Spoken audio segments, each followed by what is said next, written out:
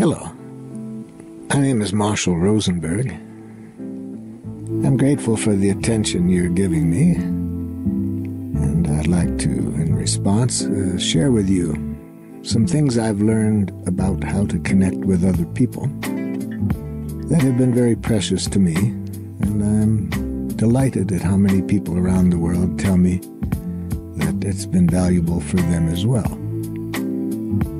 Before I clarify for you the purpose of the process of nonviolent communication, which is what I've called what I'll be sharing with you, I'd like to tell you how I came about it. I grew up in Detroit, Michigan. My family moved there just in time for the race riots of 1943. We moved into a neighborhood that was right in the middle of those riots, and in 4 days after the riots began in our neighborhood, about 30 people were killed. My family couldn't go outside during that time. We had to be locked in the house for safety reasons. And that taught me a very powerful lesson, which affects what I'll be sharing with you. It got me wondering about an important question.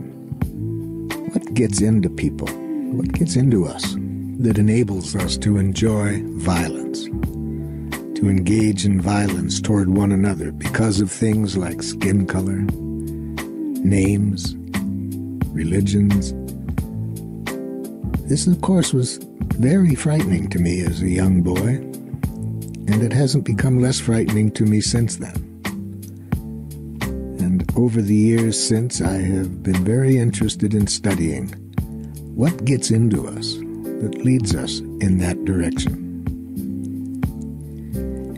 At the same time as I got exposed to that violence in the community, I'm glad, very glad, that I had the blessing of seeing that that isn't really what our nature is. I was around sufficient number of people who knew how to give compassionately, to care for people. So I knew that this violence was not really our nature. I was fortunate to live around relatives who were very compassionate. I was glad to have friends who had compassionate families. So I knew that there was a way of behaving that was more to our nature. But that question still has been in my mind. And what gets into us that can lead us away from our compassionate nature? And what can we do to make sure that no matter what's going on around us, we stay connected to our compassionate nature? When I decided it was time to choose what to do in my life, I wanted to offer what I could learn about these two questions. The two questions being, what gets into us that turns us into violent people? And what can we do to maintain our compassionate nature? No one in my family had ever been to a university, and I had a chance to go to college. But I wondered what profession could help me in this direction. I chose psychology, thinking that people who are violent must be mentally ill, and maybe the best contribution I could make to the world would be to cure the illnesses that are causing people to be violent. So I went to the university and got a doctor's degree in clinical psychology. But in the course of my studies, I was exposed to a teacher who helped me to see some dangers of some of the concepts that were built into the clinical psychology that I was trained in. He helped me to see that maybe mental illness was a poor metaphor, and that the phenomenon could be understood better, not as an illness, but as how people are educated by the culture in which they live. And that maybe, therefore, what was needed is not a therapy as such, but what people needed who were being violent to themselves and others was a different kind of education, one that transformed the thinking that led them to suffer and to want to cause suffering for others into a thinking that contributes to compassionate connecting. He taught me this just as I was about to graduate, and here I had spent 9 years in college learning an approach based on pathology, how to cure pathology, and seeing this myth of mental illness, as he called it, and as Thomas Sass, the psychiatrist, calls it in his book by that name. Seeing the limitations of that, I asked this professor, well, what would you suggest instead? And he said, that's your job, to figure out what approach works better than looking at these problems as an illness. So after I graduated, I set out to try to look at things from a different standpoint, rather than thinking that the violence in the world was caused by some mental illness, to look at it in a broader perspective, to be open to the fact that what my professor said might be accurate, that the problem was in how social structures, governments, educate people in a way that leads to the violence. So I decided to start from the direction, what would it have to be like in order for us to stay with our compassionate nature, no matter what kind of structures we're functioning within? And what kind of learning would we need to go through when we see social structures that are educating us to be violent, that are contributing to violence, how we can transform them? So I did some reading in comparative religions to see what the basic religions on the planet, whether I could see some congruity in what they were saying. I also studied people who were living in a way that I valued and tried to see what made them different. And I also benefited highly from some research that Carl Rogers, the psychologist, did, trying to study what were the basic components of a healing relationship, what contributes to a relationship that helps people evolve and grow and heal from their wounds. From these different directions, I pulled together the process I now call nonviolent communication. Before I describe the process itself, it's extremely important that I make clear what its purpose is, what it's trying to serve. Because when we have the purpose in mind, the mechanics of the process can be very helpful in helping us live in harmony with how we choose to live. But if we don't have the purpose clear, it can become a sterile technique. So there needs to be an integration of these two dimensions, a clarity of how we choose to live.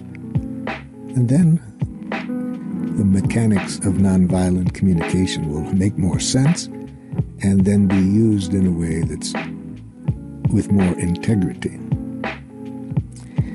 So what is the purpose of nonviolent communication? It's to help us connect with ourselves and others in a way that makes compassionate giving natural. Now, compassionate giving for me is when we do something for ourselves or others, where our sole intention is to enrich life. We're not doing it for a reward. We're not doing it to escape punishment. We're doing it out of what I think we human beings like more than anything in the world, to contribute to life, to enrich life. Nonviolent communication, then, is integration of different things that helps people to connect in this way. First, nonviolent communication is language of a sort that helps us to connect with ourselves and others. It's a language of life, a language based on human feelings and human needs. It's a language that helps us to communicate what would make life more wonderful for ourselves. But nonviolent communication is not only language, it also involves strategies for influencing one another. In addition to sharing the process with you, I'd like to share with you some of the ways that I have been making this available to people around the world and their reactions to it. A student was traveling with me as part of an internship from the university. And he went to several countries with me, and he saw the people I was working with, many of them in war-torn countries who were using the training in the service of peace. And about the seventh country that we visited, he looked at me and said, "You are a very rich man." And I feel very blessed to do the work that I'm doing with the people I'm doing and seeing how they make good use out of it. I feel I am a very rich man. I see a different world than you see on the news. I see a world of people who are committed to compassionate giving, who want to create structures that support this compassionate giving. So, in addition to sharing the process itself, I'll be glad to share with you some of the experiences I've had with people around the world who are helping us distribute this process. So now let me give you an overview of what the process itself looks like, this process we call nonviolent communication. As I have said, it is designed to help us to connect so that compassionate giving is natural. So what kind of communication helps us to connect in that way? We can summarize the process by saying it focuses on two questions. What's alive in us? And what would make life more wonderful? What's alive in us is, we say in English this way, how are you? French, ¿cómo allez-vous? Spanish, ¿cómo está usted? Every culture I work in throughout the world, in their own way, when they get together, ask this question. What's alive in you? It's a critical question because I'm convinced that when we are connected on what's alive in each of us and get rid of the enemy images that we have been educated to think in terms of when somebody's doing something we don't like, when we can just see the humanness in each other at any given moment, what's alive in us? It's been my experience that we can resolve any conflict peacefully in a way that gets everyone's needs met. Now, what does this involve to be able to communicate what's alive in us? Well, it requires that we be able to tell people what they're doing that's enriching our lives. And we can bring to their attention when they're doing things that are not enriching our lives. And as we'll see subsequently, it's very important to be clear about this and not mix up our reference to what people are doing with any kind of evaluation that implies wrongness. So it requires observing without evaluating.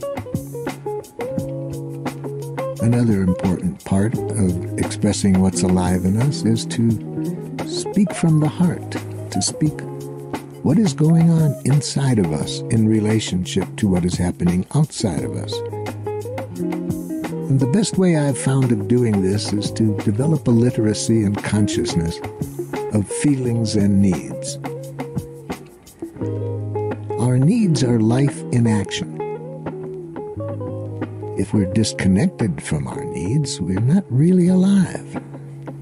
If we spend all of our time only analyzing and judging mentally and not able to get connected to what is going on inside of us, it's going to be very hard to enjoy life to its fullest. So nonviolent communication focuses on what our needs are in any given moment and whether they're being met or not. Our feelings are connected to our needs. When our needs are being fulfilled, we feel pleasurable feelings. When our needs are not being fulfilled, we have painful feelings. So these three together, telling people what they're doing that's enriching our life or not, and then telling them what's alive in us in relationship to that in terms of our feelings and our needs, that's one of the basic components of the process. Having told people what's alive in us, if what they're doing is not contributing to our well-being, then we need to add what could make life more wonderful for us, and to present this to them as an opportunity, as a gift, not as a demand or a threat. So nonviolent communication shows us both how to express what's alive in us and what would make life more wonderful. And it shows us how to receive that information empathically from others. How to receive it even if the other person is not articulate in expressing it. So no matter how the other person is communicating, nonviolent communication shows us how to connect with that person's humanity at any given moment. Now, there are many different ways that I hope I can show you how this process of nonviolent communication can be applied. We can apply it within ourselves, and I'll show you shortly how we can use it to learn from our limitations without losing self-respect. It can help us to connect with the people that we're the closest with, our children, our partners, in our work situations. But I'll also show you its application in resolving disputes between people that might be doing things in a way we don't like. We can use it to alter the structures that we're living within and to transform them into structures that support compassionate giving. Let me give you an idea of how some of the people use it and what they say about it. Here's what someone who'd been in a workshop with me in San Diego had to say about it. And I'm quoting, "When I learned how I can receive as well as give through using nonviolent communication, I went beyond interpreting that I was being attacked and becoming a doormat to really listening to words and extracting the underlying feelings of the speaker. I discovered a very hurting man to whom I had been married for 28 years. He had asked me for a divorce the weekend before I came to the nonviolent communication workshop. To make a long story short, we're here today together, and I appreciate the contribution that nonviolent communication made to our happy ending. I learned to listen for feelings, to express my needs, to accept answers that I didn't always want to hear. I saw that he's not here to make me happy, nor am I here to create happiness for him. No, you can't make people feel as they do. We've learned that by just connecting in a certain way, a love develops between us so that we can meet each other's needs, and the happiness just happens. I learned that we can't be responsible for each other's feelings, but we can be responsible for how we react to one another.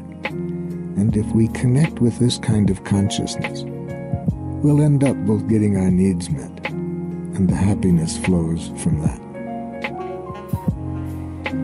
Here's what a doctor told me who lives in Paris, France, about how she uses the training. I use nonviolent communication more and more in my medical practice. Some patients ask me whether I'm a psychologist, saying that usually their doctors are not interested in the way they live their lives or deal with their diseases. Nonviolent communication helps me understand what the patient's needs are and what they need to hear at a given moment. I find this particularly helpful in relating to patients with hemophilia and AIDS, because there's so much anger and pain that the patient-healthcare provider relationship is often seriously impaired. Still others are using our process of nonviolent communication in the political arena.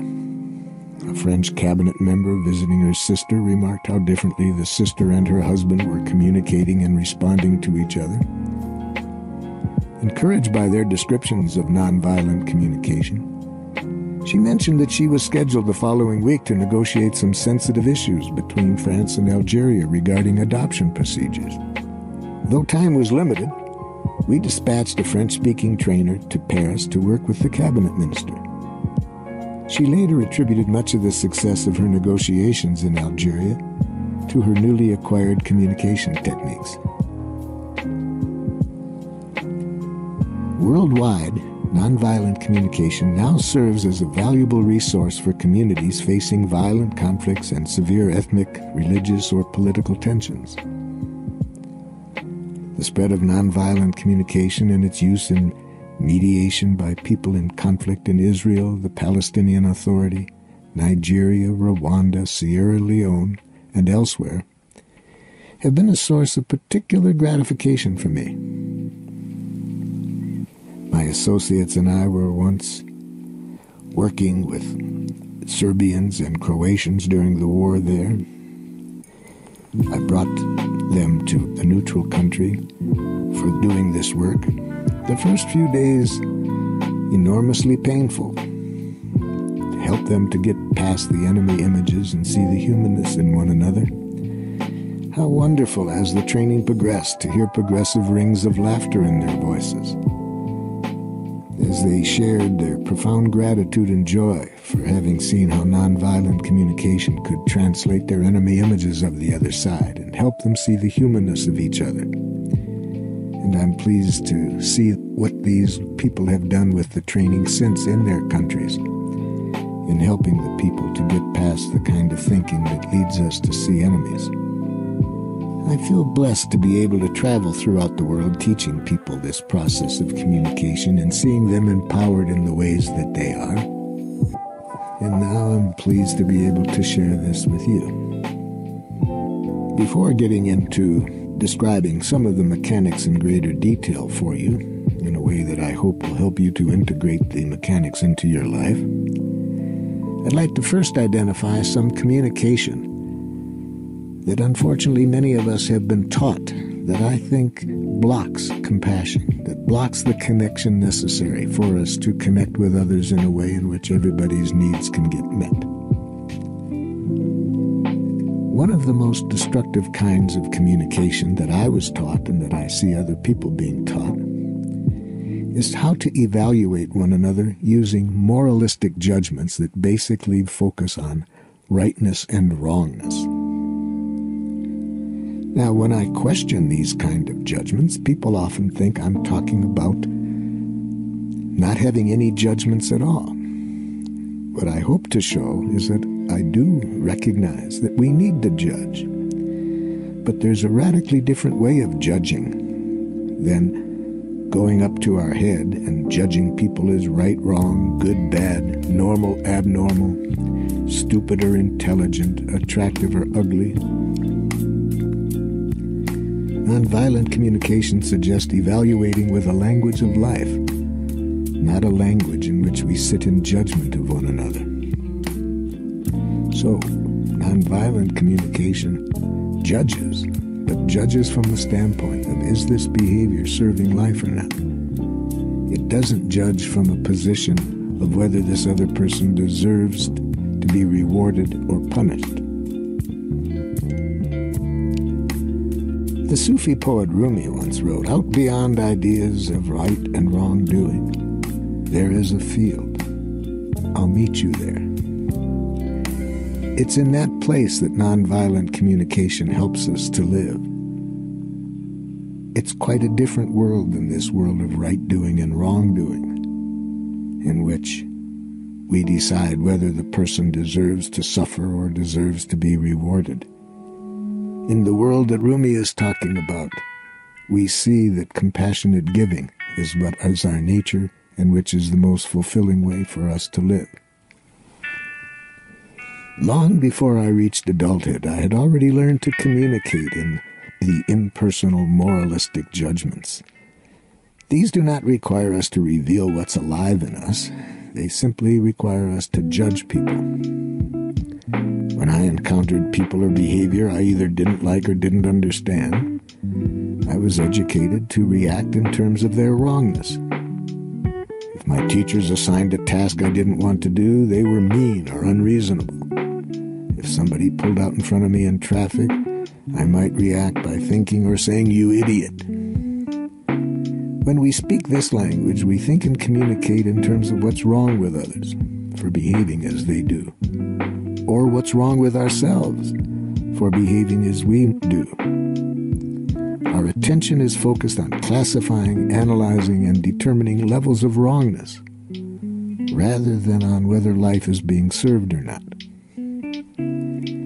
When I'm communicating in the way I was programmed to communicate, If my life partner wants more affection than I'm giving, she is needy and dependent. But if I want more affection than I'm receiving, she's aloof and insensitive.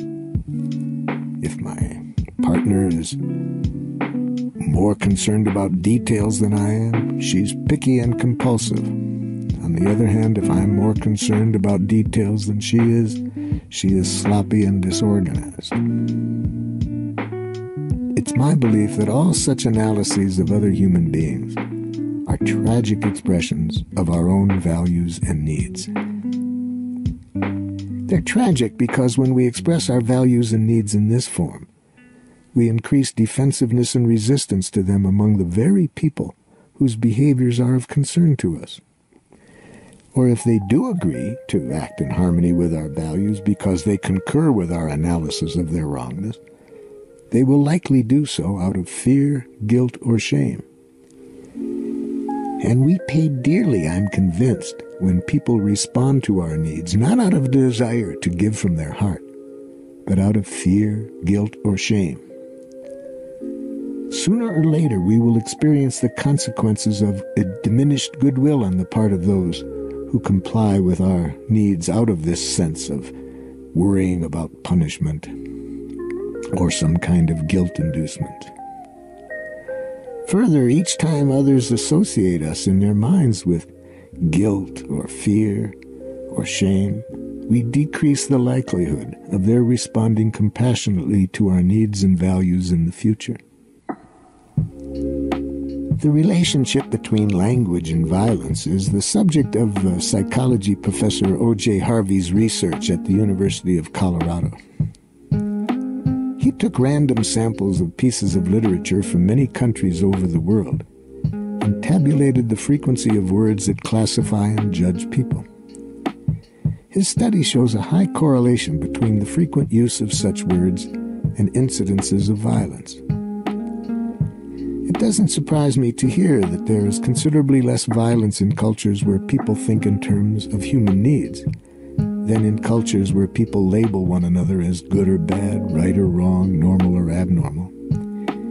And they believe that the bad people deserve to be punished. I feel great pain when I see how many of the programs that children are watching on television in which the heroes, in the course of the program, either kill or beat somebody up. Walter Wink, the theologian, has helped me immensely to understand where this all began. He helps me in his book, The Powers That Be, to see that for about 8,000 years we have been programmed to think in these moralistic judgments, to continue to have justice based on these judgments which imply that if people are judged one way, they deserve to suffer and be punished. If they're judged another way, they deserve to be rewarded.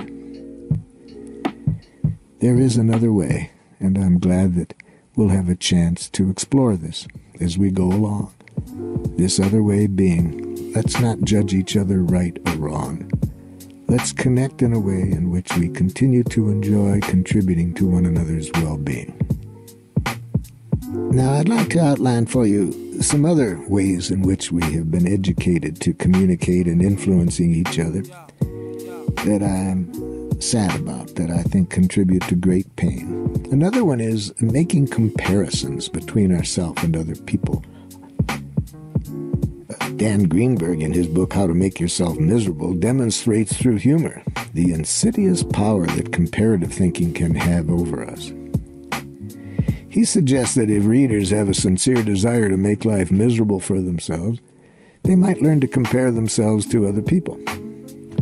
For those unfamiliar with this practice, he provides a few exercises. The first one displays pictures of a man and a woman who embody ideal physical beauty by contemporary media standards. Readers are instructed to take their own body measurements, compare them to those superimposed on the pictures of the attractive specimens, and dwell on the differences. This exercise produces what it promises. We start to feel miserable as we engage in these comparisons. By the time we're as depressed as we think possible, we turn the page to discover that this first exercise, getting us to compare ourselves physically, was a mere warm-up. Since physical beauty is relatively superficial, Greenberg now provides an opportunity to compare ourselves on things that matter more, such as achievement. He resorts to the phone book to give readers a few random individuals to compare themselves with. The first name he claims to have pulled out of the phone book is Wolfgang Mozart. Greenberg lists the languages Mozart spoke and the major pieces he had composed by the time he was a teenager. The exercise then instructs readers to recall their own achievements at their current stage of life, and then compare them with what Mozart had accomplished by age 12, and to dwell on the differences. Even readers who never emerge from the self-induced misery of this exercise might see how powerfully this type of thinking blocks compassion, both for ourselves and others. Another kind of communication that disconnects us from life and contributes to great suffering is the denial of responsibility. Such communication clouds our awareness that we are each responsible for our own thoughts, feelings, and actions. The use of the common expression "have to," as in there are some things you have to do, whether you like it or not, illustrates how personal responsibility for our actions is obscured in such speech. Or the phrase "makes one feel," as in "you make me feel guilty," is another example of how language facilitates the denial of personal responsibility for our own feelings and thoughts. We deny responsibility for our actions when we attribute their cause to vague impersonal forces such as, "I cleaned my room because I had to," or our condition, diagnosis, personal or psychological history. An explanation of this kind would sound like this: "I drink because I'm an alcoholic." Or we attribute our behavior to the actions of others, such as, "I hit my child because he ran into the street." Or we attribute our behavior to the dictates of authority, saying things like, "I lied to the client because the boss told me to." Or we blame group pressure, saying things like, "I started smoking because all my friends did." Or we attribute our behavior to institutional policies, rules, and regulations, saying things like, "I have to suspend you for this infraction because it's policy of our organization." Or we blame gender roles, social roles, or age roles for our behavior, saying things like, "I hate going to work, but I do it because I'm a husband and a father." Or we say our behavior was caused by uncontrollable impulses, saying things like, "I was overcome by my urge to eat the candy bar." See, when we do things not out of the pure joy of contributing to life, but when our language tricks us into feeling that we are compelled to do it by outside forces, it doesn't make life very enjoyable. And anything we do out of that kind of energy, everybody pays for it. Another time I was consulting with a school district, and a teacher said to me, "I hate giving grades. I don't think they're helpful, and they create a lot of anxiety on the part of students. But I have to give grades. It's district policy." We had just been practicing how to introduce language in the classroom that heightens consciousness of responsibility for one's actions.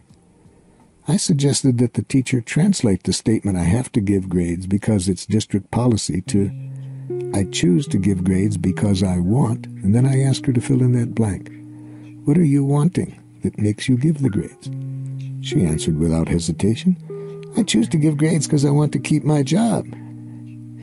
And then she hastened to add, "But I don't like saying it that way. It makes me feel so responsible for what I'm doing."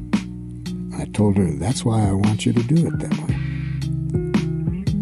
I share the sentiments of French novelist and journalist Georges Bernanos when he says, "I've thought for a long time now that if someday the increasing efficiency for the technique of destruction finally causes our species to disappear from the earth, it will not be cruelty that will be responsible for our extinction, and still less, of course, the indignation that cruelty awakens, and the reprisals and vengeance that it brings upon itself. But the docility, the lack of responsibility of the modern person, their subservient acceptance of every common decree. The horrors that we've seen, and the still greater horrors we shall presently see, are not signs that rebels, insubordinate, untamable people are increasing in number throughout the world, but rather that there is a constant increase in the number of obedient, docile people. Now, there are some other forms of communication that I'm also concerned about because of how I see them disconnecting us from life. Communicating our desires as demands is another form of such communication. A demand explicitly or implicitly threatens the other person with blame or punishment if they fail to comply. It's a common form of communication in our culture, unfortunately, especially among those who hold positions of authority. My own children gave me some invaluable lessons about demands. Somehow I'd gotten it into my head that as a parent my job was to make demands. I learned, however, that I could make all the demands in the world.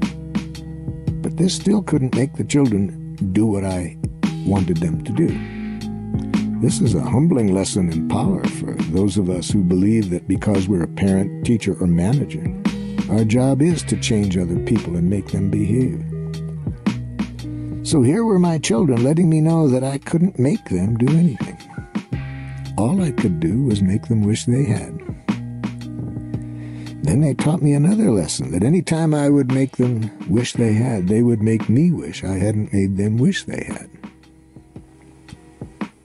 Life-alienating communication is also associated with the concept that certain actions merit reward while others merit punishment. This thinking is expressed by the word deserve, as he deserves to be punished for what he did.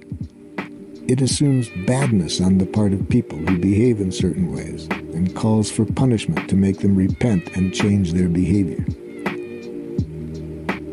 I believe it's in everyone's interest that people change, not in order to avoid punishment, but because they see the change as helping them to enrich life.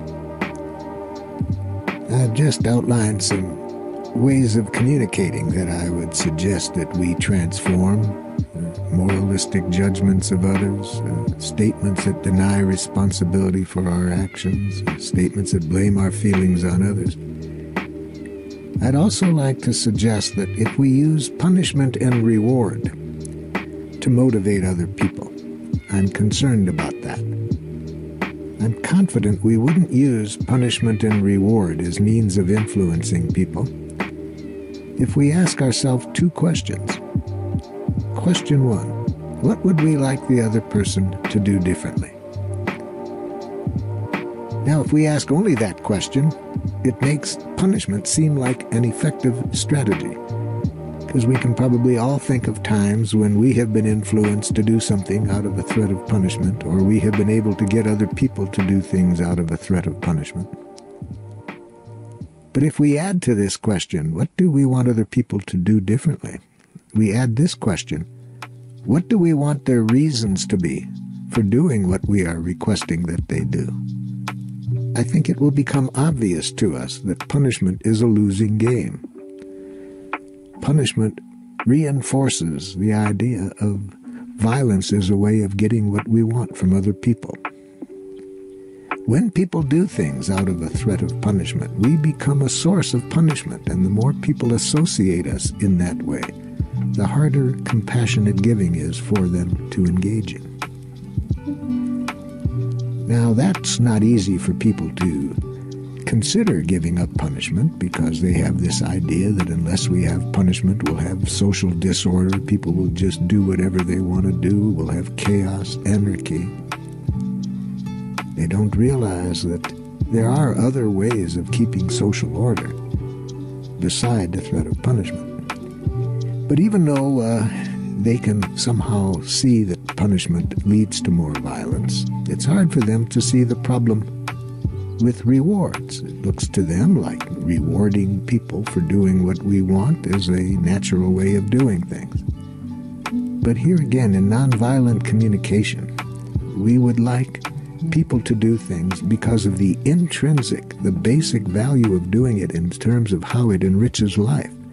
We want that to be what motivates people to act as they do, not to get some extrinsic reward from other people. Now, of all of the extrinsic rewards that concern me, one of the ones that I'm most concerned about is the use of praise and compliments to try to get people to continue doing what they are doing that we like that they do. I'll speak of that later on, except that I want at the moment just to include praise and compliments as part of this rewarding people to do what we want. I'm sure people would never use rewards again if they read Alfie Kohn's book, Punished by Rewards, in which he shows all of the problems that are created when we try to get order or get people to do things out of rewards. I would like to return now to the mechanics of the process of nonviolent communication. But before doing so, I would like to remind you that the mechanics, without the consciousness of why we are applying them, is not nonviolent communication. A woman came back the second day of a workshop, and she said to me, "It didn't work." I said, "Could you tell me what you're referring to?" She said, "I went home last night, and I expressed myself using nonviolent communication to my oldest son. I noticed that he didn't do some work that I wanted him to do, and so I expressed myself. I told him what was alive in me. I told him what I would like him to do." And I said, "Yes," and she told me how she said this, and she had applied the mechanics very well. She had clearly communicated what was alive in her without any criticism of him. She did say clearly what she wanted. I said, "Well, that's what the mechanics are that we've been studying. What's the problem?" She said, "He didn't do it."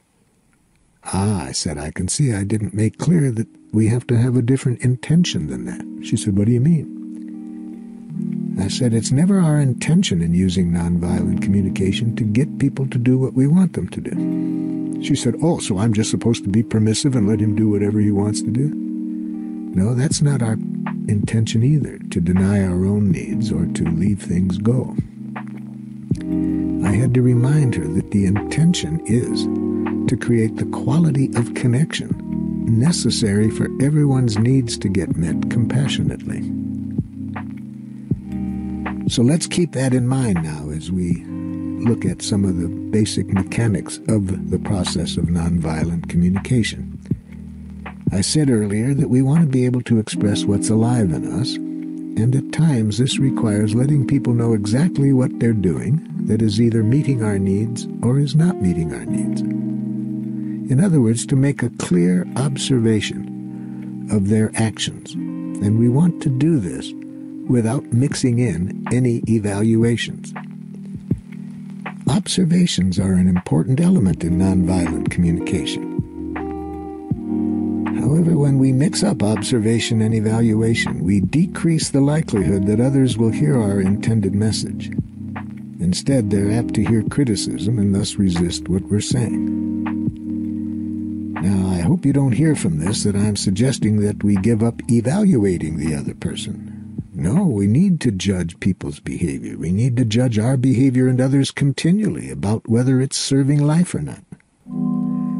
What I'm saying now is let's not mix up observation and evaluation. Nonviolent communication is a process language that discourages static generalizations. Instead, the observations that I will recommend that we make are based on observations specific to time and context.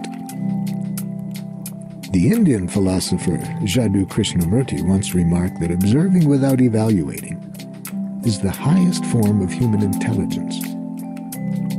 When I first read this statement, I couldn't quite understand why he thought this was so important. Then I realized that I had trouble doing this, and I also recalled studies that I had read in university about dangerous forms of thinking, such as racism, sexism, anti-Semitism, and how people who think in that way cannot make this separation between observation and evaluation. They mix up their interpretations with facts. An example of how not being able to make clear observations gets in the way of our resolving our differences peacefully occurred one time when I was working with an elementary school staff. This staff was having a lot of problems communicating with their principal. They didn't like working with it.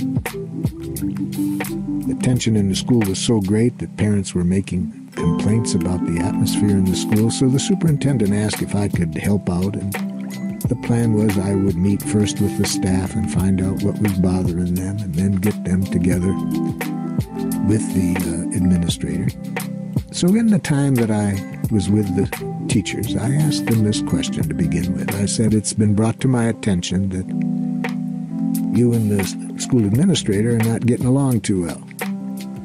And it would help me to contribute to getting things working better if you could tell me specifically what is he doing or not doing that's difficult for you to live with. So I was asking them for clear observations. What is he doing or not doing? But instead of getting the answer to my question, I got an analysis back from one of the teachers. When I asked, what does the administrator do? He said, he has a big mouth. Notice I didn't ask him, what size mouth does the administrator have? I asked him what the administrator did. I pointed out this discrepancy between my question and his answer and asked him if he could be more specific, what the administrator did that he was referring to as having a big mouth. He couldn't do it. Everything that came to him was a criticism, analysis, judgment of the administrator.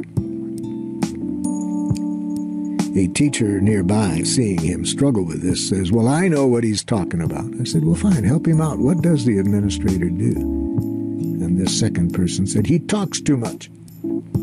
I said, I'd like you to see that I would say that talks too much is another evaluation. It's not an observable behavior. It's mixing in what he does with how you interpret it.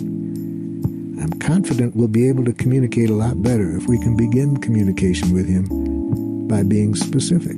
What does he do that makes it hard for you to be around him? Another teacher said, he wants to be the center of attention all the time. No, that's telling me what you guess he wants. Even if it's accurate, it's a diagnosis. It's not a description of what he does. Another teacher said, well, he thinks he's the only one that has anything worth saying. I said, again, there's another diagnosis. One of the teachers then said, boy, that's hard to do. And then I quoted to them the quote I just gave about Krishnamurti, saying how hard it is given how we've been programmed to think, to keep separate observation and evaluation. With my help, they finally came up with some observations, one of which was this, that during their weekly staff meetings, that no matter what was on the schedule, he would relate it to war experiences he had had. He would tell childhood experiences and other stories, and as a result, the staff meetings lasted at least 20 minutes longer than they were scheduled. I said, has anyone ever called this to his attention, that specific behavior? And they could see immediately that when they had tried to talk to him about this, they had mixed in words like talks too much and so forth. And he got defensive when they did that.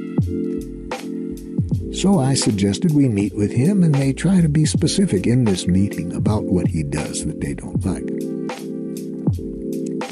When we did get together for the meeting, I saw rather quickly what they were talking about, because no matter what seemed to come up, the administrator would start to say, that reminds me of a time, and he would go on and start to tell some stories, and I was waiting for the staff to confront him with what we had talked about, that they bring this to his attention, that when he does this, it didn't meet their needs.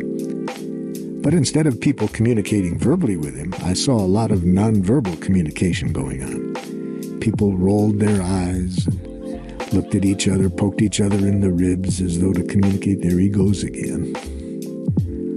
And they looked at their watches and yawned, and finally I said, isn't somebody going to say something?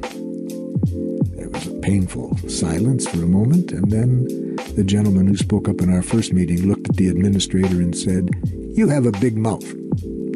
So I obviously hadn't been clear about how to express clear observations and not mix them up with evaluations.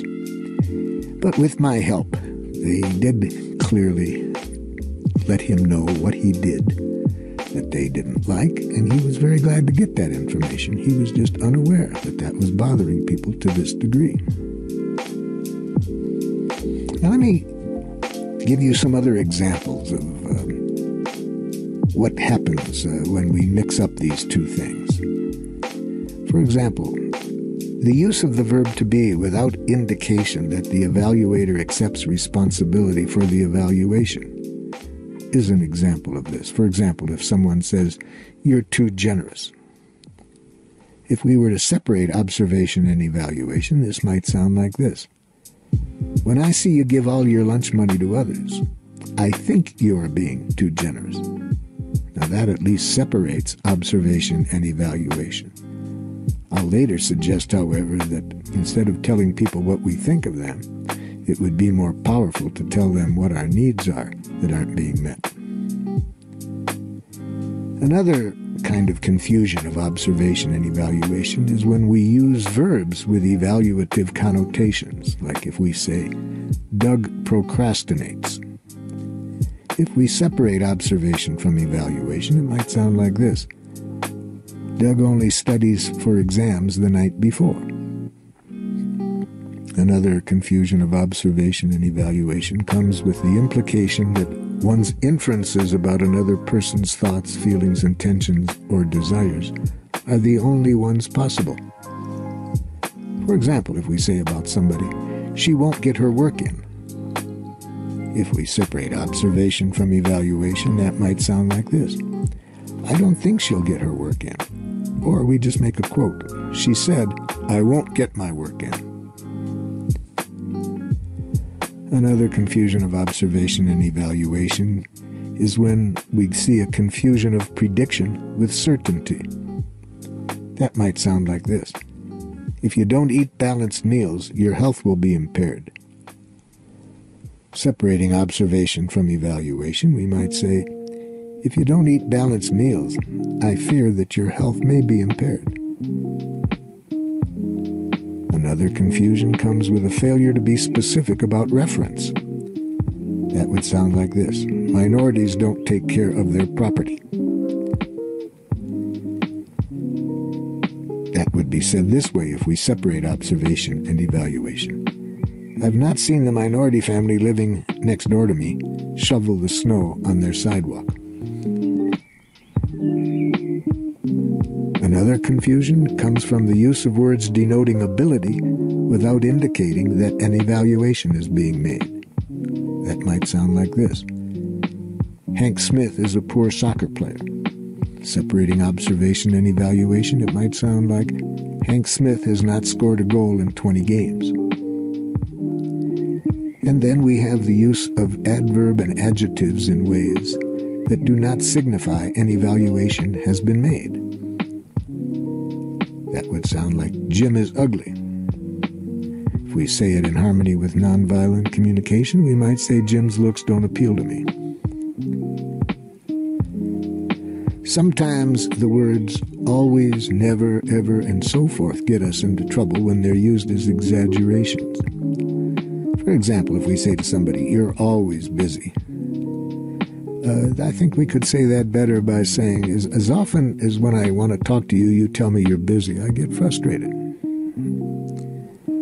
Or if we say to somebody, "She's never there when she's needed," I think it would be more accurate to say, "There's been several times recently when I have called upon her and she wasn't available." When these words always and never are used as exaggeration, they often provoke defensiveness rather than compassion. Similarly, words like frequently and seldom can communicate the same confusion. So if you say, "You seldom do what I want," I think it would be more accurate to say, "The last 3 times I initiated an activity, you said you didn't want to do it." Or instead of "he frequently comes over," he comes over at least 3 times a week. So the business of keeping our observations and evaluations separate is one of the three components of learning how to express what's alive in us. The second component I'd like to focus on now is how to express clearly our feelings at any given moment. Because it's our feelings and our needs which we'll look at next, after the feelings. Those two together, feelings and needs, are the best way I've ever learned to connect with the life in myself and other people. There's a poem that I resonate to called The Mask. Unfortunately, I've forgotten who wrote it. But this poem helps me become conscious of how many of us go around without a language of life, don't know how to say what's going on inside, what we're feeling, what we're needing. And how sad that is when all we know how to do is express alienating thoughts. The poem goes like this. Always a mask held in the slim hand whitely. Always she had a mask before her face. Truly the wrist holding it lightly fitted the task. Sometimes, however, was there a shiver, fingertip quiver ever so slightly, holding the mask? For years and years and years I wondered, but dared not ask. And then I blundered. I looked behind the mask to find nothing. She had no face. She had become merely a hand holding a mask with grace. So many of us going around as nice, dead people because we have been taught a language of domination that makes us, moment by moment, worrying about what people think we are. Do they think I'm normal, abnormal, kind, unkind, attractive, unattractive? And the more we occupy ourselves at that level, the less we're connected to the life within ourselves, to our human emotions. Psychoanalyst Rollo May suggests that the mature person becomes able to differentiate feelings into as many nuances, strong and passionate experiences, or delicate and sensitive ones, as in the different passages of music in a symphony. For many of us, however, our ability to express feelings, as Rollo May describes it, is limited, like notes in a bugle call. Our repertoire of words for calling people names is much larger, usually, than our vocabulary of words that allow us to clearly describe what's alive in us, our emotional state. I went through 21 years of American schools, and I can't recall at any time being asked how I felt. Feelings were simply not considered important. What was valued was, in quotes, the right way to think, end quotes, as defined by those who held positions of rank and authority.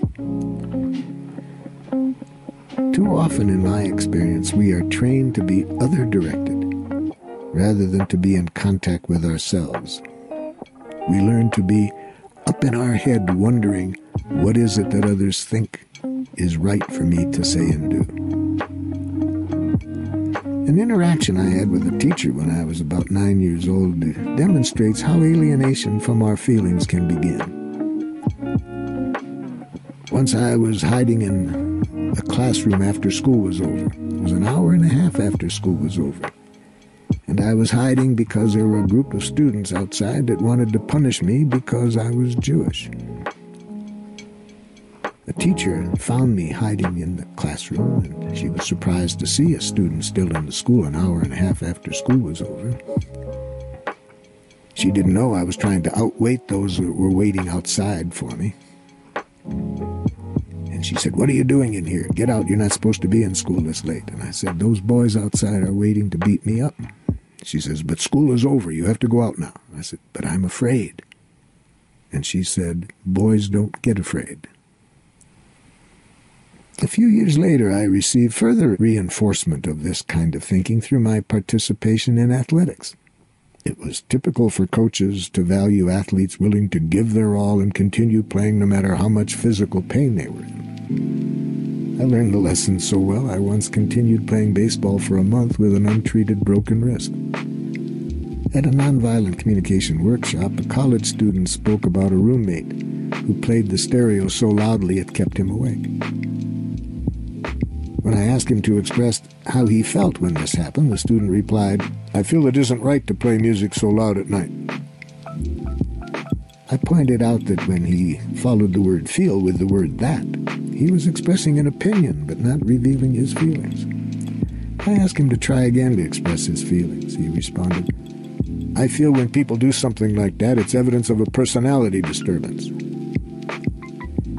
I explained that to me this was still an opinion rather than what he was feeling. He paused thoughtfully and then announced with vehemence, "I don't have any feelings about it." The student obviously had strong feelings. Unfortunately, he didn't know how to become aware of them or to express them. This difficulty in identifying and expressing feelings is common, and in my experience especially so among lawyers, engineers, police officers, corporate managers, career military personnel, people whose professional codes discourage them from manifesting emotions. For families, the toll is severe when members are unable to communicate emotions.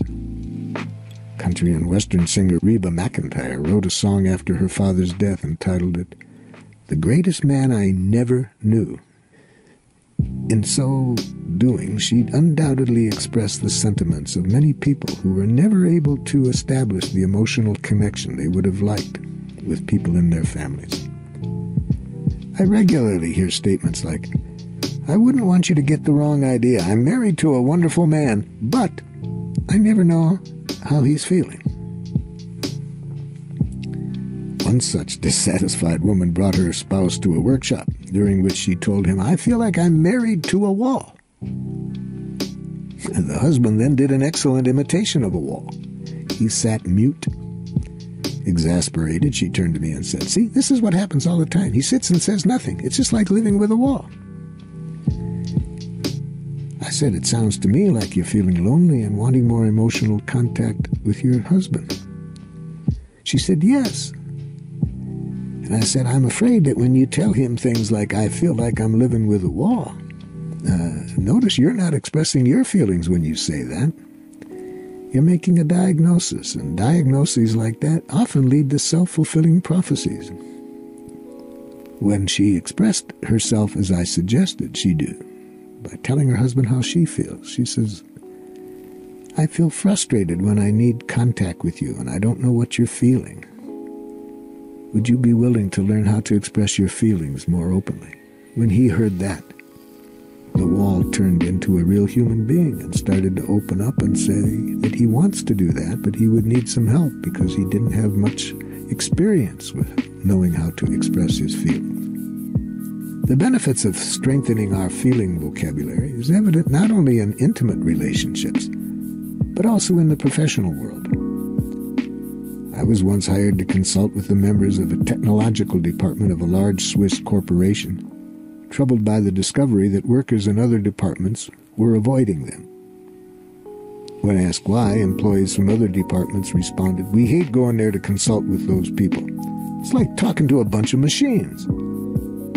The problem abated when I spent time with the members of the technological department, encouraging them to express more of their humanness in their communications with coworkers. In another instance, I was working with the administrators of a hospital, who were anxious about a forthcoming meeting with the hospital's physicians.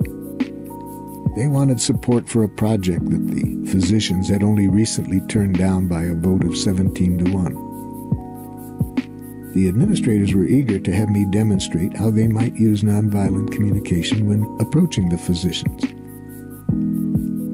Assuming the voice of an administrator in a role-playing session, I opened with, "I'm feeling frightened to be bringing up this issue." I chose to start this way because I sensed how frightened the administrators were as they prepared to confront the physicians. Before I could continue, however, one of the administrators stopped me to protest. "You can't say you're frightened in that way. You're being unrealistic. We could never say that."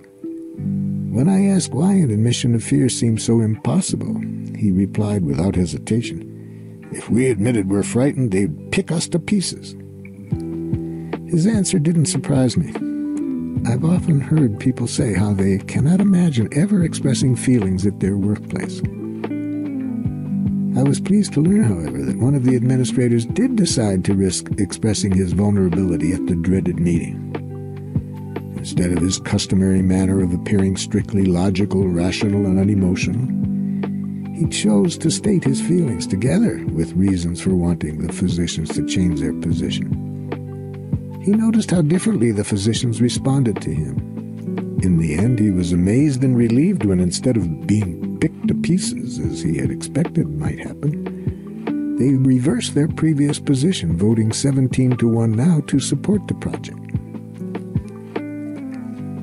This dramatic turnaround helped the administrators realize and appreciate the potential impact of expressing one's vulnerability even in the workplace. Finally, let me share a personal incident that taught me the effects of hiding our feelings. I was teaching a course in nonviolent communication to a group of inner-city students. When I walked into the room the first day, the students, who had been enjoying a lively conversation with each other, became quiet, looked down, looked out the window. They didn't look at all interested in being there. I said good morning, and in the silence I felt very uncomfortable. I didn't feel connection with them, but I was afraid to express it. Instead, I proceeded in my most professional manner by saying, "For this class, we will be studying a process of communication that I hope you will find helpful in your relationships at home and with your friends." I continued to present information about the process, but no one seemed to be listening. One girl, rummaging through her bag, fished out a file and began vigorously filing her nails. Students near the windows glued their faces to the pane as if fascinated by what was going on in the street below. I felt increasingly more uncomfortable, yet I didn't say it. I just continued on. Finally, a student who had certainly more courage than I was demonstrating piped up, "You just hate being with black people, don't you?" I was stunned, yet immediately realized how I had contributed to this misperception by hiding my discomfort that I was actually feeling at not getting the connection with them that I'd like. I said, "I am feeling nervous, but not because you're black. My feelings have to do with my not knowing anyone here, and I wanted to be accepted, and when I came in the room, from the reaction I got, it didn't meet my need for acceptance." This expression of my vulnerability had a pronounced effect on the students. They started to ask questions about me, to tell me things about themselves, and they were then much better able to learn what I had to offer about nonviolent communication. A common confusion generated by the English language is our use of the word feel, without actually expressing a feeling when we do use the verb. For example, in the sentence, "I feel I didn't get a fair chance," the words "I feel" could be more accurately replaced with "I think." In general, feelings are not being clearly expressed when the word feel is followed by words such as that, like, as if, in sentences like, "I feel that you should know better," "I feel like a failure," "I feel as if I'm living with a wall." Also, this is seen in pronouns, I, you, he, she, they, it, saying, "I feel I am constantly on call," "I feel it is useless," or when we follow the word feel with names or nouns referring to people. "I feel Amy has been pretty responsible," "I feel my boss is being manipulated." So even though the word feel is used in these sentences, what follows is not what I would call an emotion or a feeling. In the English language, it isn't necessary at all to use the word feel when we are actually expressing a feeling. We can say, "I'm feeling irritated," or simply, "I'm irritated." In nonviolent communication, we distinguish between words that express actual feelings and those that describe what we think we are. A description of what we think we are might be, "I feel inadequate as a guitar player." In this statement, I'm assessing my ability as a guitar player rather than clearly expressing my feelings. What would be an expression of feelings might sound like this. I feel impatient with myself as a guitar player. I feel disappointed in my guitar playing. I feel frustrated when I play the guitar. The actual feeling behind my assessment of myself as inadequate could therefore be disappointment, impatience, frustration, or some other emotion. So just saying what we think we are doesn't really capture the feeling. Likewise, it's helpful to differentiate between words that describe what we think others are doing around us and words that describe actual feelings. The following are examples of statements that are easily mistaken as expressions of feelings. In fact, they reveal more how we think others are behaving than what we are actually feeling ourselves. Example 1, I feel unimportant to the people with whom I work. The word unimportant describes how I think others are evaluating me, rather than how I'm actually feeling. In this situation, I might feel sad or discouraged. A second example, I feel misunderstood. Here the word misunderstood indicates my assessment of the other person's level of understanding, rather than an actual feeling. In this situation, I might be feeling anxious or annoyed or some other emotion. A third example, I feel ignored. Again, this is more of an interpretation of the actions of others rather than a clear statement of how we are feeling. No doubt there have been times when we thought we were being ignored and our feeling was relief because we wanted to be left to ourselves. No doubt there were other times, however, when we felt hurt when we thought we were being ignored because we had wanted to be involved. Words like ignored express how we interpret others rather than how we feel. So let me give you some more of these words that I think are often mixed up with feeling words and give quite different connections with other people than if we used words which better express the feelings. So, again, I want to stress the following are not what I would call feeling words. I feel abandoned, abused, attacked, betrayed, cheated, coerced, interrupted, manipulated, neglected, overworked, unwanted, unappreciated, rejected, put down. So when expressing our feelings, it helps to use words that refer to specific emotions rather than words that are vague or general. For example, if we say, I feel good about that, the word good could mean happy, excited, relieved, or any number of other emotions. Words such as good and bad prevent the listener from connecting easily with what we are actually feeling. So I'd like us to check out to see whether I've made clear what are feelings and what are forms of communications that I don't see as feelings. Let me give several statements and see if you feel they are feelings or not. And then I'll tell you what my reaction is. Number 1. I feel you don't love me. I would not call that a feeling. Notice the word you comes after the word feel. It wasn't a feeling. When I say I feel you don't love me, I might feel sad, discouraged, might even be angry, depending on how I was interpreting things. So I would not call I feel you don't love me a feeling. Number 2. I'm sad that you're leaving because I really value our connection.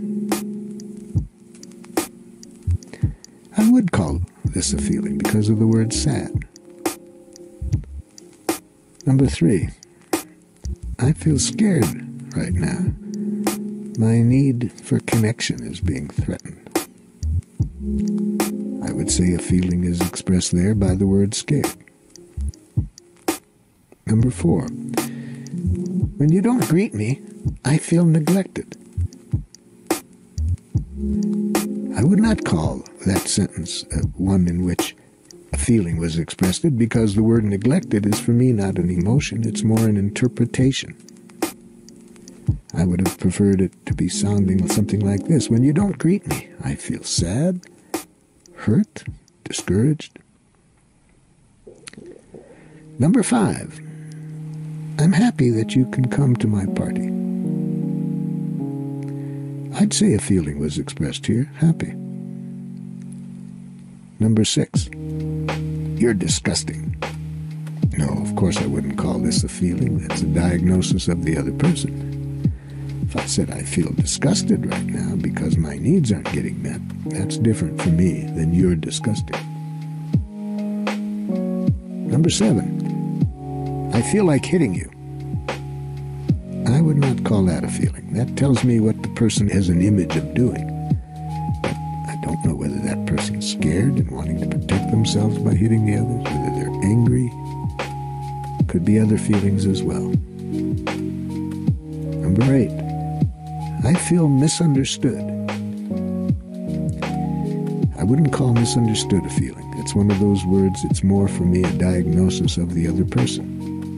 I don't know whether the speaker's feeling frustrated, annoyed, sad, discouraged, whatever.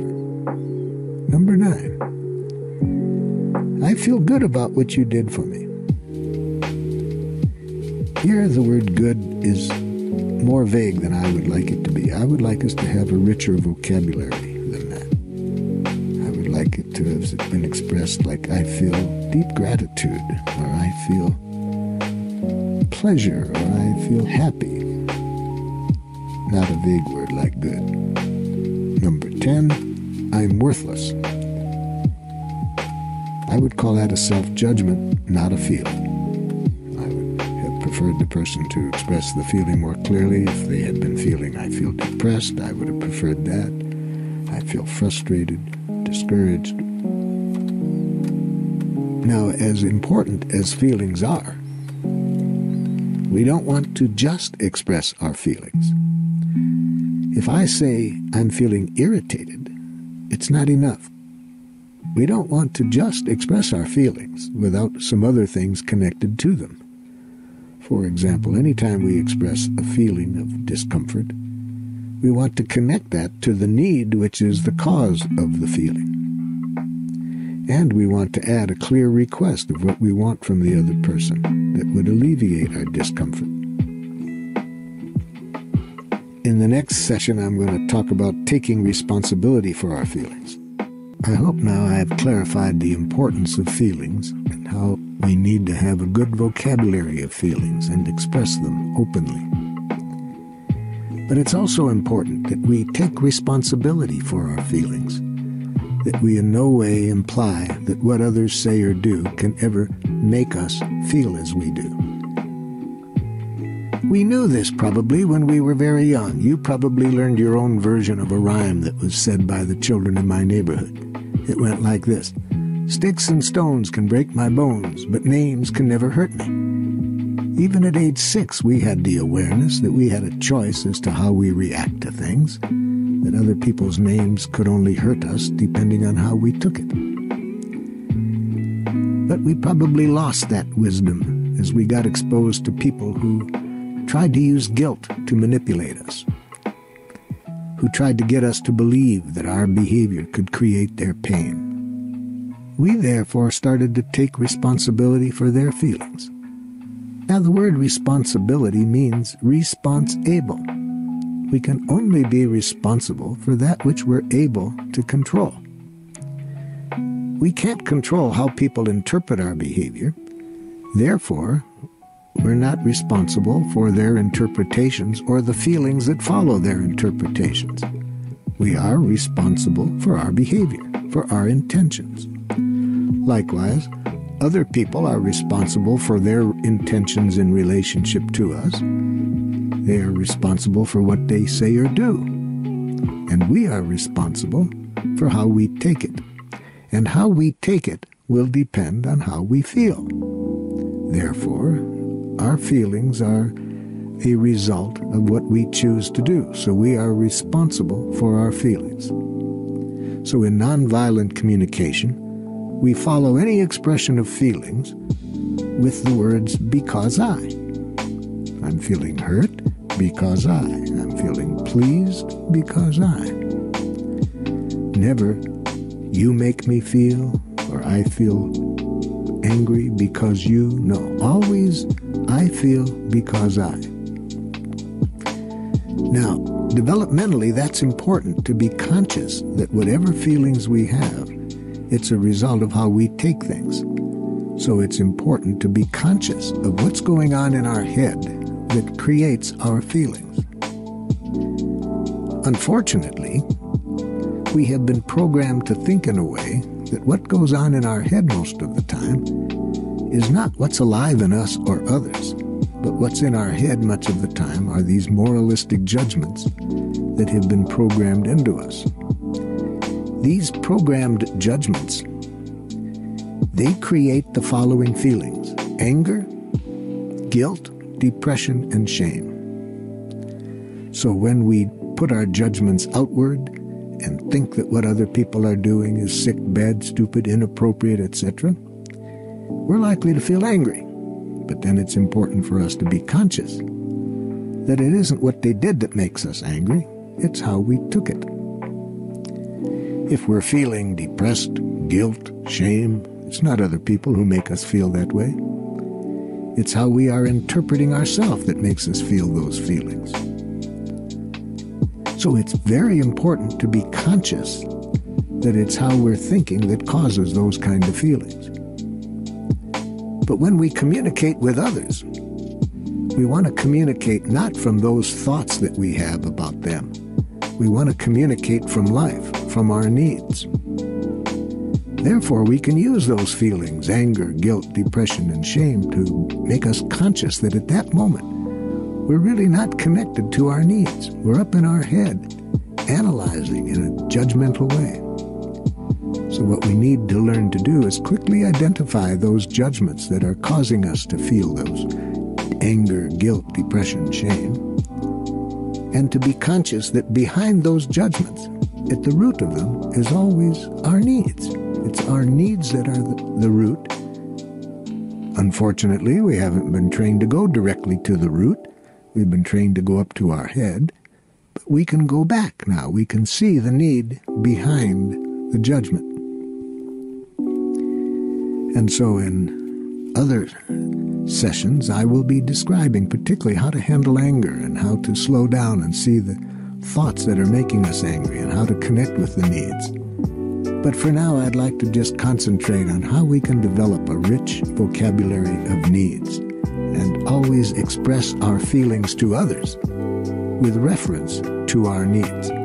So I want to repeat that moralistic judgments, criticisms, diagnoses, and interpretations of others are all alienated expressions of our needs. If someone says, "You never understand me," obviously they're telling us their need for understanding is not being fulfilled. If a life partner says, "You've been working late every night this week, you love your work more than you love me," she's saying that her need for intimacy is not being met. When we express our needs indirectly through the use of evaluations, interpretations, and images, others are likely to hear criticism. And when people hear anything that sounds like criticism, they tend to invest their energy in self-defense or counterattack. If we're wishing a compassionate response from others, it's therefore self-defeating to express our needs in the form of interpretations or diagnoses of the behavior of others. The more directly we can connect our feelings to our own needs, the easier it is and the more natural it is for others to respond compassionately to our needs. But as I say, most of us have never been taught to think in terms of needs. We have been programmed to think about what's wrong with others when our needs aren't being fulfilled. Thus, if we want our children to hang a coat up in the closet, and we say they're lazy for leaving it on the couch, it doesn't make doing that task joyful for the child. Or if we interpret our coworkers as being irresponsible when they don't go about their tasks as we would like, it doesn't make it joyful for them to change their behavior. I was once asked to mediate between two tribes that were at war in northern Nigeria. In 1 year, 1/4 of the population had been killed. It wasn't easy for my associate to get everybody in a room together. There had been so much violence between the two sides. To get the chiefs together was a major effort on my colleague's part. But he was successful, and now I'm in a room with 12 chiefs from one side and 12 chiefs from the other. And I asked them this question. I said, let's begin by getting clear what everyone's needs are that aren't getting met. I'm confident that when we get clear about the needs that aren't being met, we'll find a way to get everybody's needs met. So who would like to start? What needs of yours are not getting met? A chief from the Christian tribe screamed across the table, "You people are murderers!" Immediately a response came back, "You people have been trying to dominate us." This is sadly what I see going on in almost every conflict that I'm asked to mediate in. Instead of knowing how to say what's alive in themselves, people only know how to express these judgments. So my job in that case is to translate their judgments into their needs and help the other side see the need and leave off the enemy images. So when the chief said, "You people are murderers," I said, "Chief, are you saying that your need for security isn't being met in this situation?" He looked at me and he said, "That's exactly what I'm saying." Well, of course, he didn't say that. He probably hadn't been trained to think in terms of needs. But needs, I think, are always a more truthful expression of what's alive in people than these judgments of others that we've been trained to make. So having got his need for safety clear, I turned to a chief from the other side of the table and said, "Would somebody from this side just repeat back the chief's needs so I'm sure we're all connecting?" And the person who responded said, "Then why did you kill my child?" Well, of course, with such tension between the two sides, it wasn't easy for me to help the other party to hear the first party's needs. But finally, he heard that the other person had a need for safety. Then I helped the other side translate their judgment of, "You have been trying to dominate us," into their needs. And I said to that chief, "Are you saying you have a need for equality that isn't being met in this situation?" And he said, "That's exactly what I'm saying." And I helped the other side to hear that. Now, to get that far, to get both sides to see that the needs involved on the one hand were safety, a need for equality, there were some others, but it took us well over an hour and a half just to get the first two needs expressed, just to get them both to see that the need for safety and equality were involved in this conflict. At that point, a chief that hadn't spoken yet said to me in a very animated way, "If we know how to communicate this way, we don't have to kill each other." And that has been my experience. When we have a language of life, a language of needs, it's amazing how conflicts which seem impossible to resolve themselves. When I work with couples, I ask the couples who have assembled, identify a conflict which you haven't been able to resolve, and let's see who's got the longest conflict that's been outstanding that hasn't been solved. And when we find that couple that have the longest conflict that hasn't been resolved, I'll bet you that we can resolve it within 20 minutes from the point at which both sides can tell me what the other party is needing in this situation. The couple that we found in all of these workshops that had the longest conflict that hadn't been solved had been married 39 years and had a conflict that started 6 months into their marriage. It involved money and checkbooks, and she had overdrawn the checkbook, and therefore her husband had taken over making checks and wouldn't let her write checks. And for 39 years, this had been a cause of great pain. So I said to them, "Now, if you can both tell me what your needs are and hear each other's needs, I'll bet you we can resolve this within 20 minutes. The wife said to me, "Marshall, I can tell you right now we're not going to resolve this in 20 minutes. We've been talking about this for 39 years. And I said to her, "Hold it now. I didn't say we'd resolve it within 20 minutes. I said within 20 minutes from the point at which you can each tell me what the other party's needs are." She said, "Marshall, when you've been married that long, you know what the other side's needs are." I said, "Okay, I may be wrong in my prediction, but it'll only take us 20 minutes to find out. Tell me what his needs are, he'll tell me what your needs are, and we'll see." She said, he doesn't want me to spend any money. And he said, that's ridiculous. Now, what she hadn't gotten clear yet is doesn't want me to spend any money is not what I mean by a need. That's what I call a strategy for meeting a need. Needs contain no reference to specific people taking specific actions. Needs are universal. All human beings have the same needs. So I hadn't made that clear to her, and I explained that what she expressed was what I would call a strategy. But it wasn't a need. So with a little bit more explanation, she thought she understood, and she said, okay, I understand. I'll tell you what his needs are. He's just like his own father. He has a depression mentality when it comes to money. So she was giving me an analysis of him, not realizing that that wasn't the answer to my question of what his needs were. So I could see that she really had no awareness of what his needs were, so I asked him, could you tell your wife what your needs are? He said, Marshall, she's a wonderful wife, a wonderful mother, but when it comes to money, she's totally irresponsible. And she says, that's not fair. Tragic, you see, tragic that we don't have a language of needs. We only have a language that implies wrongness when our needs are not getting met. So I helped him to translate his judgment of her as irresponsible with money into his needs. I said, are you having a need to protect the family economically? Is that what's involved for you? He said, yes, that's what I'm saying. Well, of course, he didn't say that. I said to his wife, could you tell me back what you heard your husband's needs are? And she says, but. I said, no buts. Just hear his needs. He thinks I'm irresponsible. See, she's now reacting to all the years she's heard that judgment. Now even when the need is expressed, she can't hear it. So I had to repeat his need 2 or 3 more times before she could just hear that simple sentence that his need was for safety and protection economically for the family. That was what was involved for him.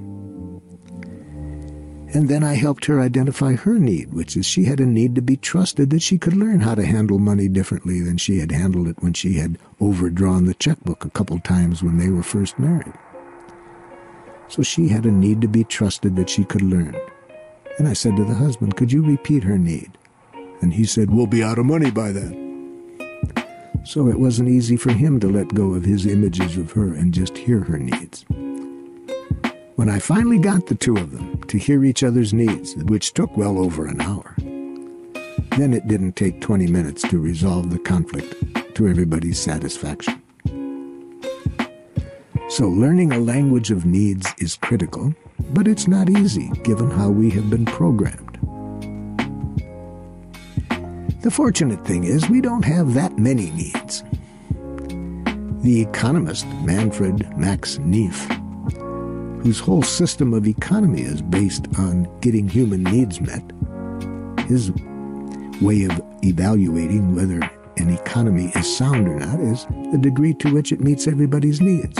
So since his whole economic system is based on needs, he's done a lot of work trying to identify what are the basic needs that we have to fulfill.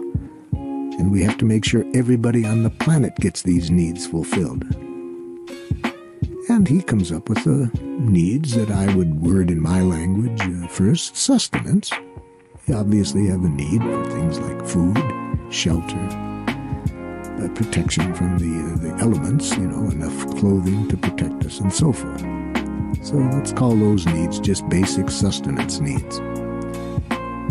And we have need for protection, safety. Another important need is for empathy. Most people don't know that word, but they call it understanding, and as we'll see later, I like the word empathy to differentiate it from just intellectual understanding. For me, empathy is really the human need. We'll talk about that later. And we have a need for honesty, clarity, to be able to trust that what other people say is really what's going on. We have a need for celebration, for play, rest, a need for creativity. We have a need for love. Now here is where people using nonviolent communication, they use the word love as a need. People who have other forms of communication often think of love as a feeling, and I'll talk about this later on. But the need for love is very important. Then we have a need for a community, a warm, accepting community. An important need is a need for autonomy, that we choose to do what we want, not have other people force us to do things. A need for autonomy. Look in the newspaper on any given day and see how many wars are going on around the planet in regard to this need. Human beings do not want other people claiming to control their lives. And we have a need for meaning and purpose in our lives. This is the need that Viktor Frankl, the Austrian psychiatrist, in his book Man's Search for Meaning, says is the most important need of all for our full humanness. The need for meaning, purpose. I use the words a need to contribute to life to refer to this need. So that's not that many needs that we need to be able to communicate and be conscious of. But we have to put our own language to those needs because it's such a vital part of our communication. We need to have a language for identifying our needs that works for us, that we feel connects us to our needs. But we may need to be flexible and find other words to communicate to our 4-year-old child. They have the same needs, but we may need to simplify the language. In a world where we're often judged harshly for identifying and revealing our needs, doing so can be very frightening. Women, for example, are often taught that it's their job as women to sacrifice their needs and take care of the needs of others. Men are taught that brave men have no needs. It's their job to do what the king or the leaders tell them to do, even if it means losing their lives. So these cultural images make it seem as though needs are needy, selfish, dependent. We have been educated to see that there's something wrong with us for having the needs. If we have that kind of idea that our needs are needy, dependent, selfish, when we do try to express our needs, we do it with an energy that often provokes a reaction to people which is not what we would like, and then only furthers our idea that there's something wrong with us for having the needs. So in our training, we show people how to have what I call a Santa Claus attitude when expressing your needs. To see our needs as a gift to others. It gives others an opportunity to see what's alive in us and to contribute to our well-being. So instead of expressing our needs with what I call a kick-me attitude, like if we want some support from our neighbor and watching our children for a few minutes while we go and do something, instead of saying with this kick-me attitude that comes from thinking our needs are a burden, I know you're very busy and I don't like to bother you, but I have something very important to do and I need some support in helping with the children. Would you watch them for a few minutes? You see, what an attitude. If we have that attitude toward our own needs, why would we expect other people to value our needs? So I suggest we express our needs with a Santa Claus attitude, that we have an awareness that our needs are a precious gift. So we go to the neighbor, ho, ho, ho, you lucky person. I'm going to tell you about my needs for some support right now. One of the most touching experiences I had in a workshop that really revealed the depth of people's fears of expressing needs came from my mother. She attended a training I did, and some of the women were talking about how hard it was for them to express their needs, how they had been programmed to be so concerned about the needs of others that they didn't find it easy to find their own needs or to express it. My mother got up and went to the restroom, and it took her quite a while before she returned. I was starting to get worried about her, and then when she came out, I saw that she was very pale. And I said, Mother, are you all right? She said, oh, I'm okay now, but this conversation of the women talking about how hard it was for them to express their needs touched something very deep in me. It reminded me of a time when I was 14, and my older sister had an appendix operation, and one of my older sisters went to her in the hospital and bought her a little purse. And oh, how I would have liked to have had a purse like that. But out, as you know, my family was very poor. And if you asked for anything, you expressed any needs that might involve money, my older brothers and sisters would say, "Don't you know we're poor? Don't put any burdens on our parents by asking for something." So as much as I wanted that purse, it was so hard for me to even think of asking for one. And then I started to complain of pains in my side. They took me to the doctors and they couldn't find anything, but finally they thought they would do exploratory surgery and take out my appendix in case it was a problem with my appendix. And they did. I had the operation, and now I was laying in bed, and my strategy worked. My sister that bought the other one a purse bought me one too. And there I was laying in bed with this purse. My pain in the side was obvious, but I didn't care about the physical pain. I got my needs met in a deep way by getting that purse. And a nurse came in and stuck a thermometer in my mouth. Then she left the room.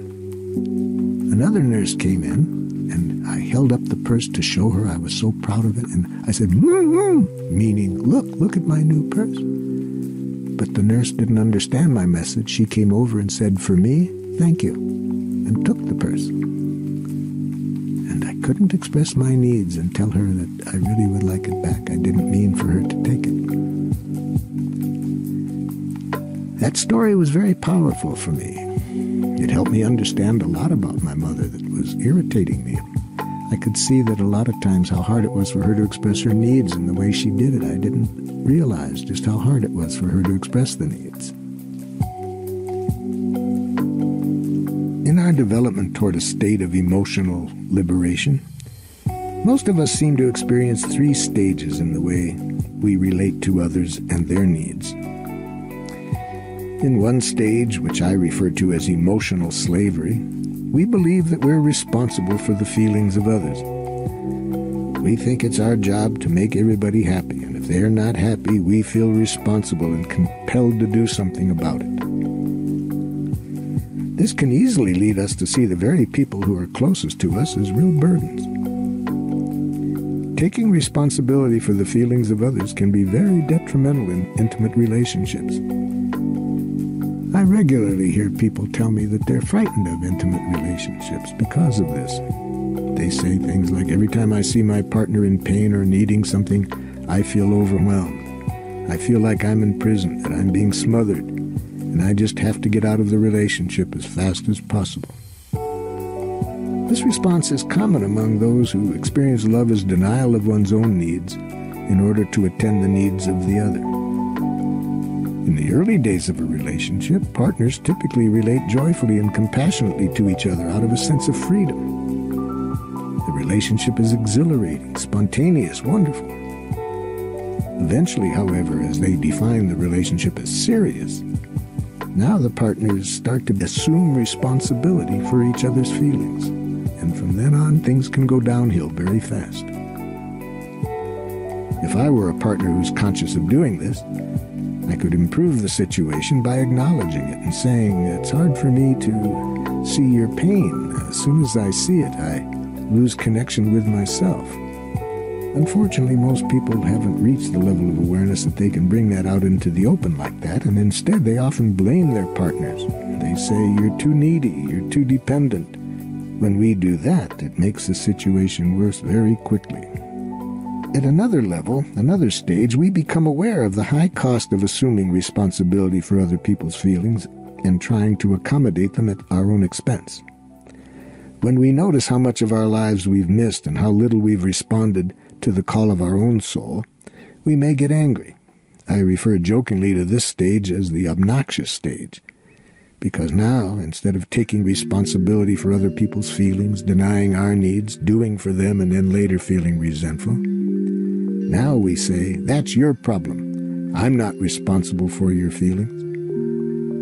In this stage, we're clear what we are not responsible for. We no longer want to think that we're responsible for the other person's happiness. We don't want to be always having to deny ourselves and do for them. Unfortunately, we're not quite clear yet about this idea of responsibility, what we do want to assume responsibility for. So when we're only in this phase, we often rebel against the other person's feelings in a way that's not good for us or them. As we emerge from this stage of emotional enslavement, we may continue to carry remnants of fear and guilt around, having our own needs. Thus, it's not surprising that we end up expressing our needs in a way that sound rigid and unyielding to the ears of others. For example, during a break in one of my workshops, a young woman expressed appreciation for the insight she'd gained into her own state of emotional enslavement. When the workshop resumed, I suggested an activity to the group. The same young woman then declared assertively, "I'd rather do something else."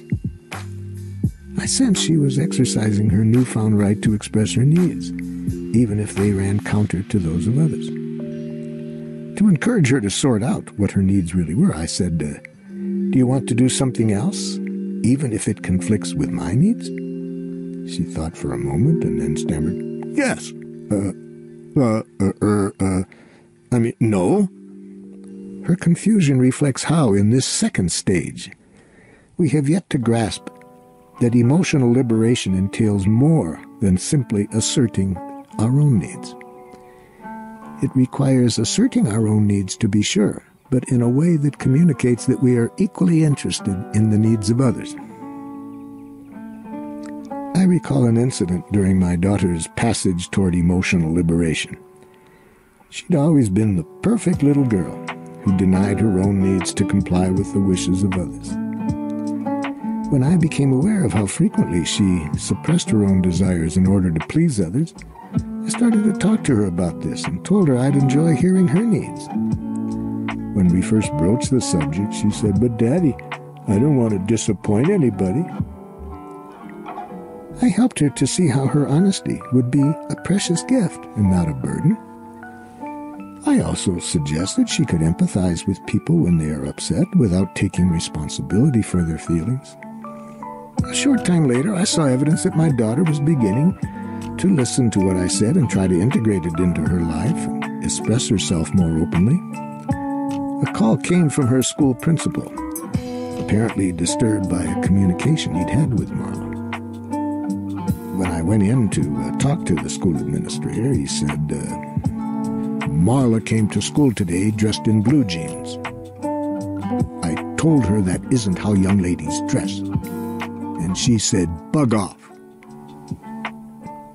Well, I was thrilled. Marla had started to liberate herself and started to listen to her own needs and not feel that she always had to please others. Yes, I could see that I hadn't made clear how to express our needs in a way that shows also respect and understanding of others, but I knew that would come. And so I was celebrating, but it was a little hard for me to get the school administrator to celebrate. So when we reach a third stage of what I call emotional liberation, whenever we do respond to the needs of others, we do so out of compassion, never out of fear, guilt, or shame. We make sure that we don't suppress our own needs in responding to the needs of others. Therefore, when we do what others want, it's fulfilling to us. We also have the consciousness that it's a gift to other people to hear our needs. And so we express our needs with the Santa Claus energy that I mentioned earlier. So emotional liberation involves stating clearly what we need in a way that communicates that we're equally concerned with the needs of others as well as our own. Nonviolent communication is designed to connect us in this way, that everybody's needs get met. So to make sure that I'm making clear what I mean by needs and not other forms of communication, I'd like to say a few sentences and have you think about whether you consider it a need or not, and then I'll give you my impression. Sentence 1. You irritate me when you leave company documents on the conference room floor. I would not hear a need in this. I'm sure there's one behind it, but I don't hear the need clearly expressed. I hear the person simply blaming the other person for their feelings and not attributing their feelings to their needs. Number 2. I feel angry when you say that. My need for respect wasn't met. in this case, I do hear a need being expressed. Number 3. I feel frustrated when you come late. I don't hear a need here. I would have liked to have had the frustration followed with the words, because I'm needing. Number 4. I'm sad that you won't be coming for dinner because I was hoping we could spend the evening together. I don't hear a need being expressed here. I hear the person saying that they're sad, and I hear that they were hoping to spend the evening together, but spending an evening together is a strategy. I didn't hear the need that would be met. I would have preferred that it be expressed this way. I'm sad that you won't be coming home for dinner tonight because my need is very strong right now for some connection and intimacy. Number 5. I feel disappointed because you said you would do it and you didn't. Here again, notice that after the word because was the word you, not I. This doesn't accept responsibility for our feelings by attributing our feelings to our needs. Number 6. I'm discouraged because I would have liked to have progressed further in my work by now.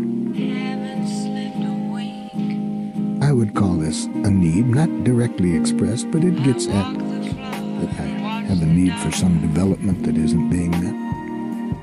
Number 7. Little things people say sometimes hurt me. I don't hear the needs here. I hear the person attributing responsibility for their feelings to what others say. Number 8. I feel happy that you received that reward. Here again, the person's attributing their feelings to something that happened outside of themselves. I would have preferred they would have said the need that contributed to their happiness that was met by the other person receiving that award. Number 9, I feel scared when you raise your voice that way. Once again, the person doesn't follow their feelings with their needs. They attribute their feelings to the other person's actions. Number 10, I'm grateful that you offered me a ride because I was really needing support in getting what I had ready for my party this evening. I do hear the person expressing their need for support, and that's why they feel the gratitude. The thing that people seem to have the most trouble with is to differentiate needs from requests. I said a few minutes ago, the difference is that a request is a reference to a specific person taking a specific action that we hope will meet our needs. By contrast, needs contain no reference to specific people taking specific actions. Instead, they refer to the life within us that is being fulfilled or not fulfilled, the needs within. And I said that all human beings have the same needs. Now, sadly, we have often been educated to mix up these two, so we think we have needs that are really not needs. They're culturally learned states that the culture might want us to have. So we don't have a need for a certain kind of car. But we can be educated to think we do need a big car. We don't have a need for status. But we have been educated to mix that up with a need, and we're not really clear what is the need behind these things. So we will be working at how to get the difference between these two things, between needs and clear request for getting the needs met. But more than the expression of the need, I hope I've made clear how important it is that we see the need as life in action within us. It's a precious gift to reveal the very life within us to other people.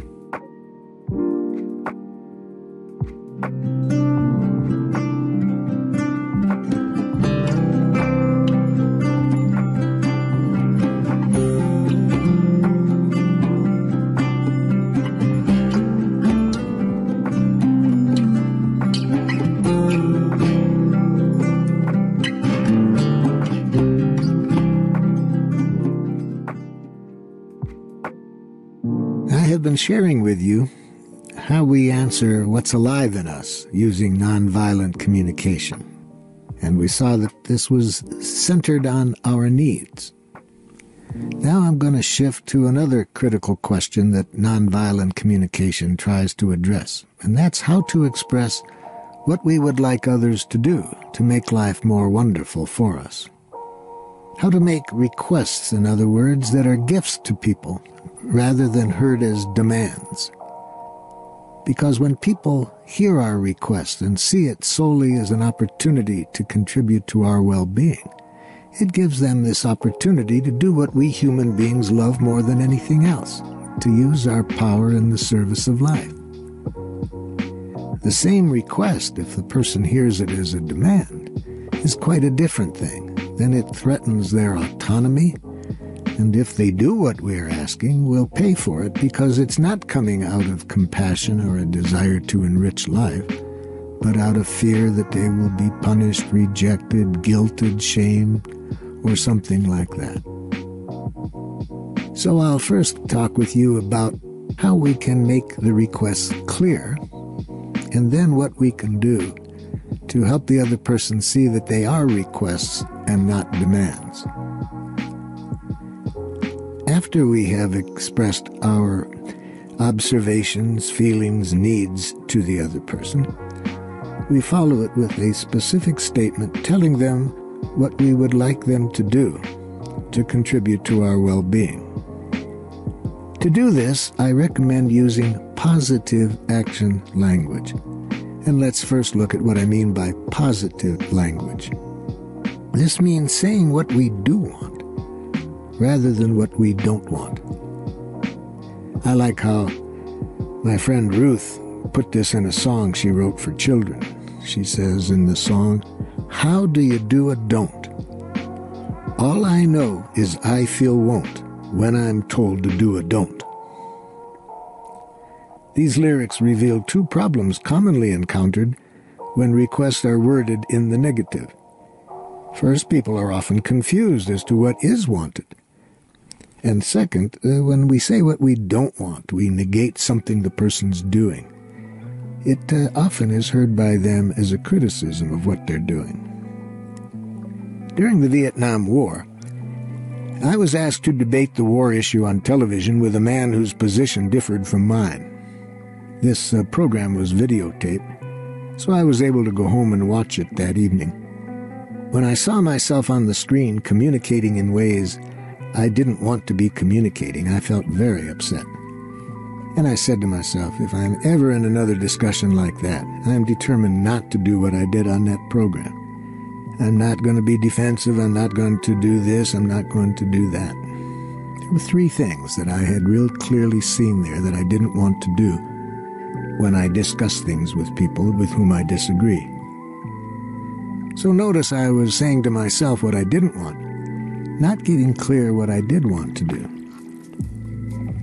Well, a week later, I was invited to be on the same program and continue the debate with this gentleman.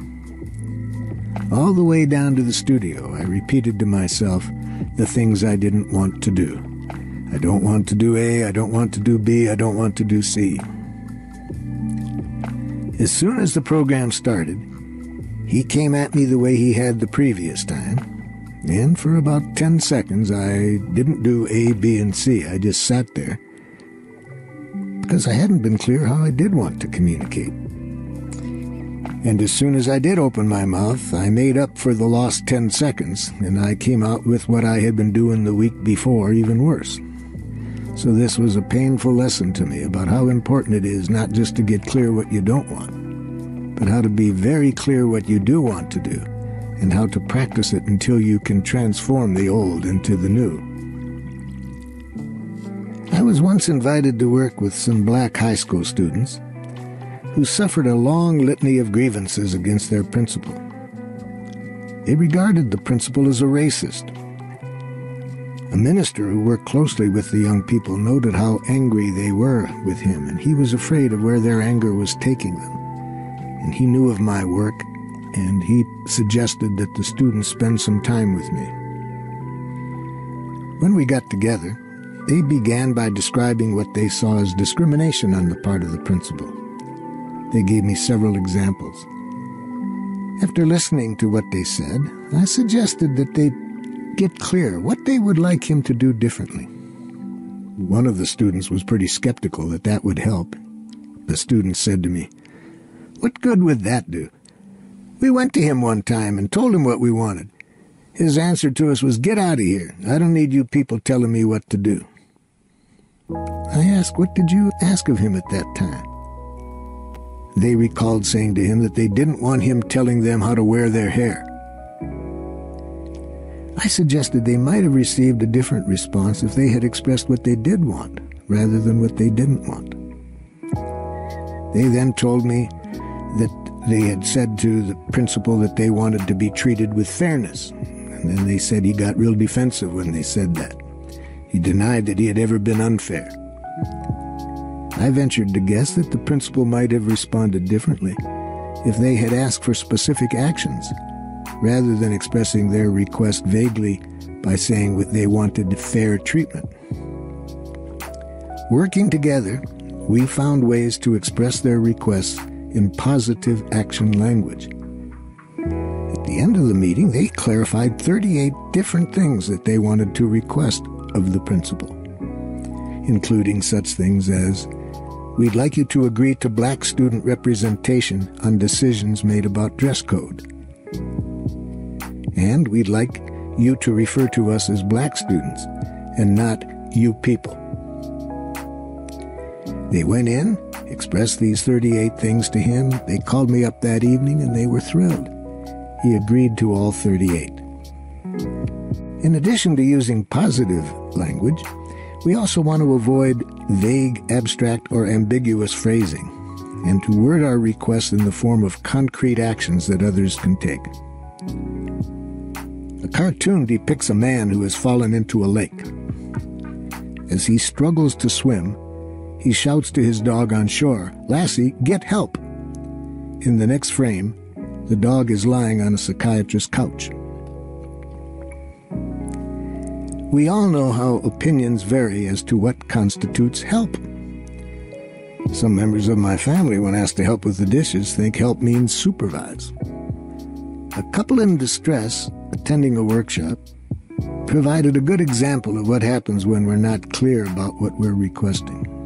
The wife said to the husband, "I want you to let me be me." After she said this, the husband responded by saying, "I do." She said, "No, you don't." I asked her to do it again and suggested that she do it in action language. What do you want him to do to let you be yourself? She said to her husband now, "I want you to give me the freedom to grow and be myself."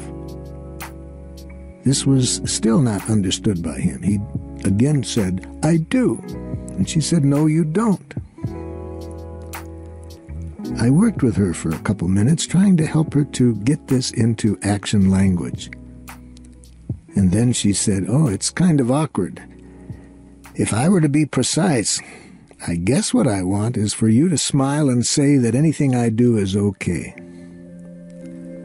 Very often the use of vague and abstract language masks such impossible things for people to do for us. A similar lack of clarity occurred between a father and his 15-year-old son when they came in for counseling. He said to his son at one point, "All I want is for you to start showing a little responsibility. Is that asking too much?" I asked the father to specify what he wanted his son to do to demonstrate the responsibility he was seeking. The father thought for a moment and said, "Well, it doesn't sound so good, but when I say what I want responsibility, what I really mean is I want him to do what I ask without question, to jump when I say jump and to smile while doing it." He then agreed with me that if his son were to actually behave this way, it would be demonstrating obedience rather than responsibility. Like this father, we often use vague and abstract language to indicate how we want other people to feel or be, without naming a concrete action they can take to reach that state. For example, an employer makes a genuine effort to invite feedback, telling the employees, "I want you to feel free to express yourself around me." Now, such a statement communicates the employer's desire for the employees to, in quotes, feel free, end quotes, but not what they could do in order to feel this way.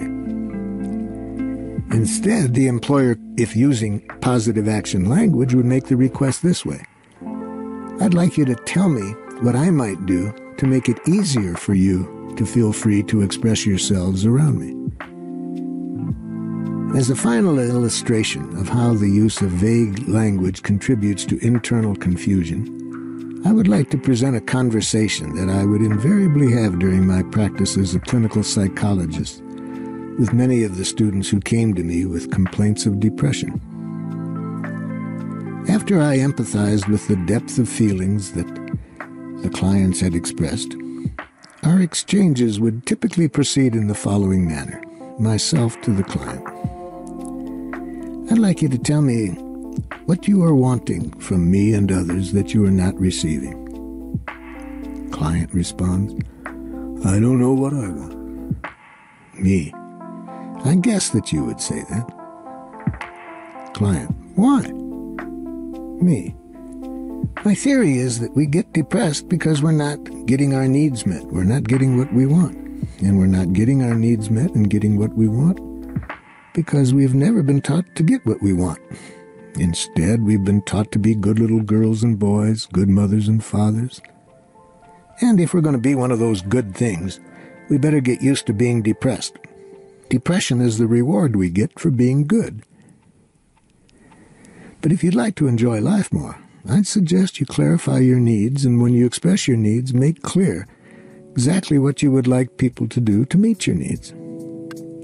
How does that sound to you? Client: "I just want someone to love me.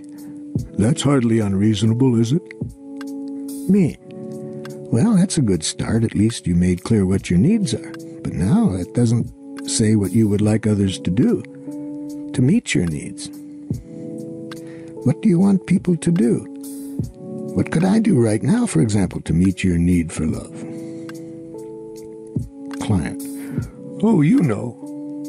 Me: "Well, I'm not so sure I do. I'd like you to tell me exactly what you would like me to do or others to do to fulfill your need for love."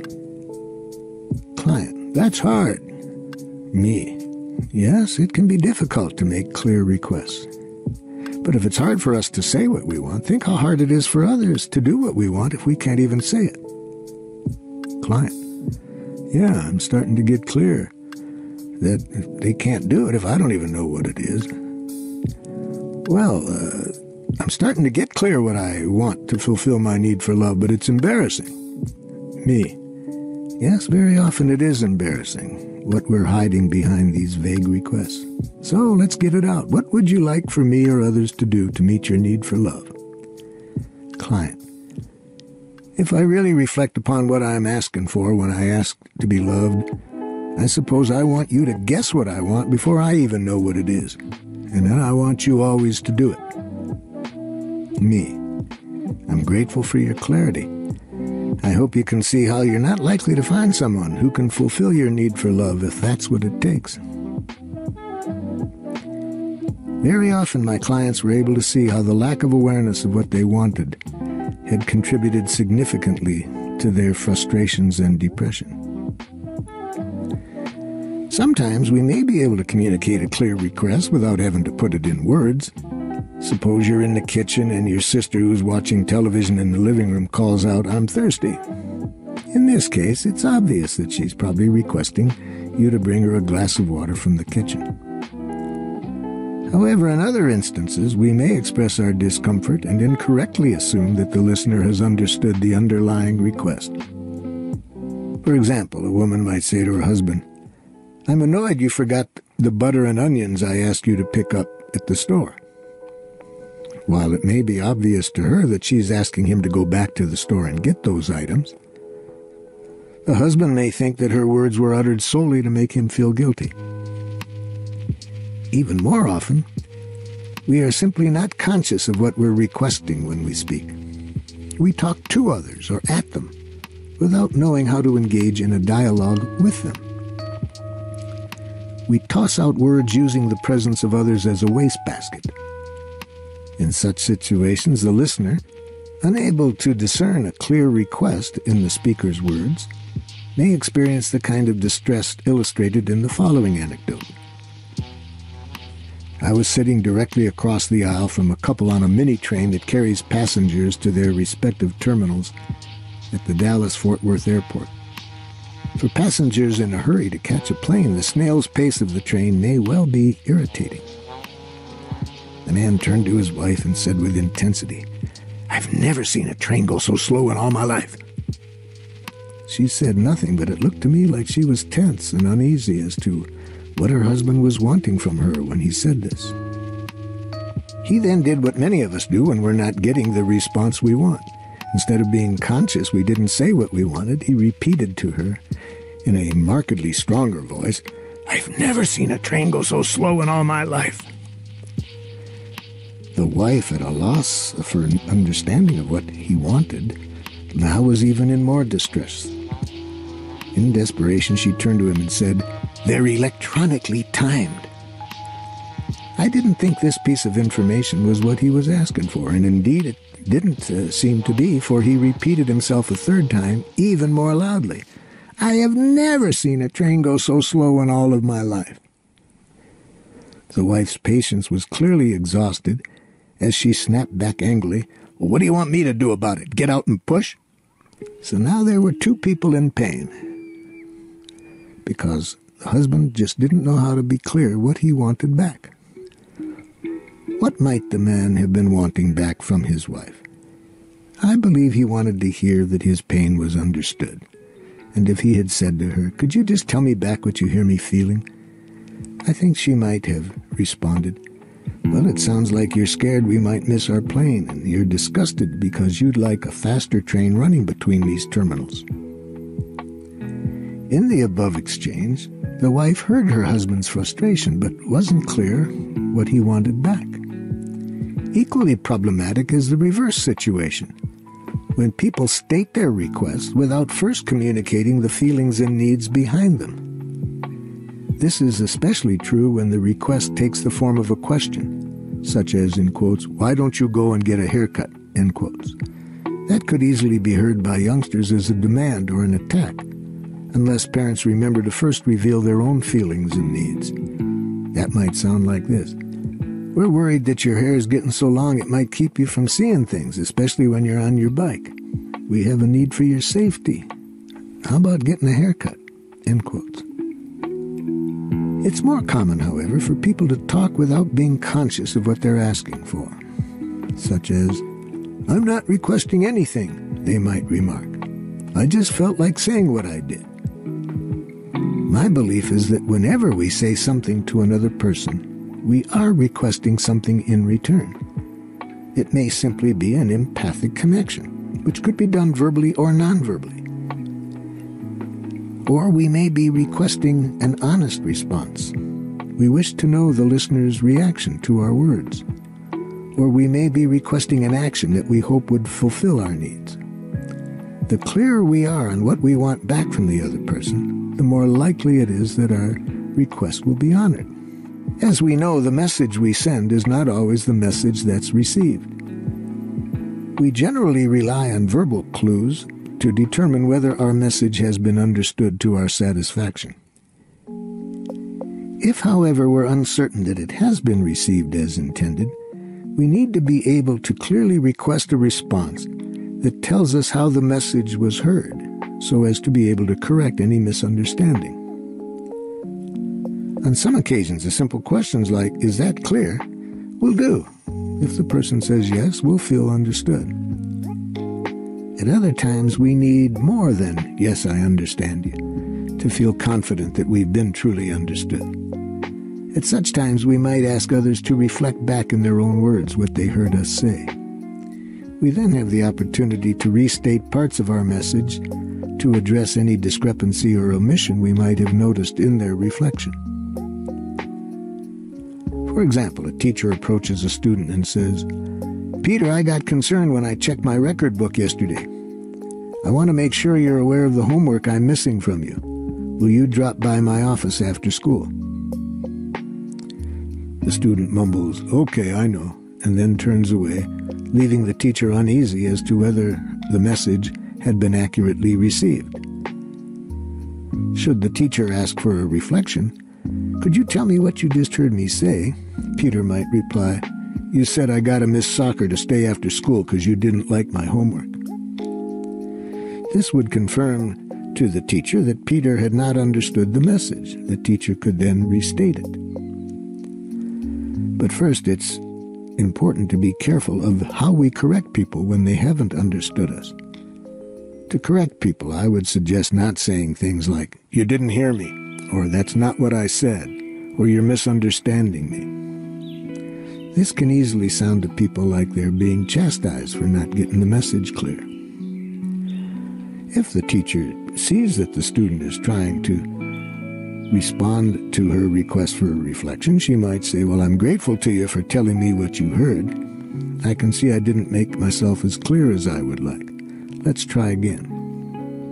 When we first begin asking others to reflect back what they hear us say, it may feel awkward and strange, because such requests aren't often made. When I emphasize the importance of our ability to ask people to say back what they've heard, people often express reservations.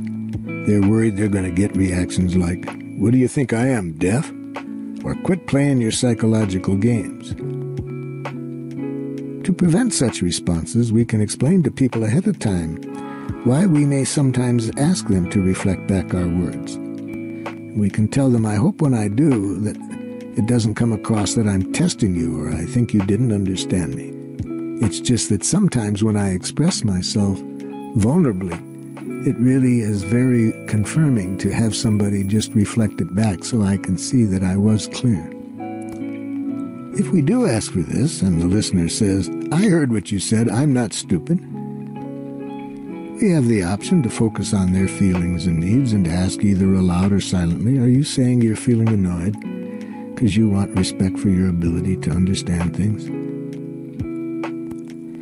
After we have openly expressed ourselves and received the understanding we want, we're often eager to know the other person's reaction to what we've said. Usually the honesty we would like to receive takes one of three directions. Sometimes we'd like to know the feelings that are stimulated by what we said and the reasons for those feelings. We might request this by asking, "I'd like you to tell me how you feel about what I just said and your reasons for feeling as you do." The second possibility might sound like this. Sometimes we'd like to know something about our listeners' thoughts in response to what they have heard us say. At these times, it's important to specify exactly which thoughts we'd like them to share. For example, we might say, "I'd like you to tell me if you predict that my proposal will be approved of, and if not, what you believe would prevent its being approved of," rather than simply saying, "I'd like you to tell me what you think about my proposal." When we don't specify which thoughts we would like to receive, the other person may respond at great length with thoughts that aren't the ones we're seeking. A third thing might be, sometimes we'd like to know whether the person is willing to take certain actions that would meet our needs. Such a request may sound like this: "I'd like you to tell me if you'd be willing to postpone our meeting for 1 week." The use of nonviolent communication requires that we be conscious of the specific form of honesty we want to receive and to make that request for honesty in concrete language. It's especially important when we're addressing a group to be clear about the kind of understanding or honesty we want back from them after we've expressed ourselves. When we're not clear about the request we'd like to receive from what we have said, we may initiate unproductive conversations that end up satisfying no one's needs and taking up a lot of time. I've been invited from time to time to work with groups of citizens concerned about racism in their communities. One issue that frequently arises among these groups is that their meetings are tedious and fruitless. This lack of productivity is very costly for the members, who often expend limited resources to arrange for transportation and childcare in order to attend meetings. Frustrated by prolonged discussions that yield little directions, many members quit the groups, declaring the meetings a waste of time. Furthermore, the institutional changes they're striving to make are not usually ones that occur quickly or easily. For all these reasons, when such groups do meet, it's important that they make good use of their time together. I knew members of one such group that had been organized to effect change in the local school system.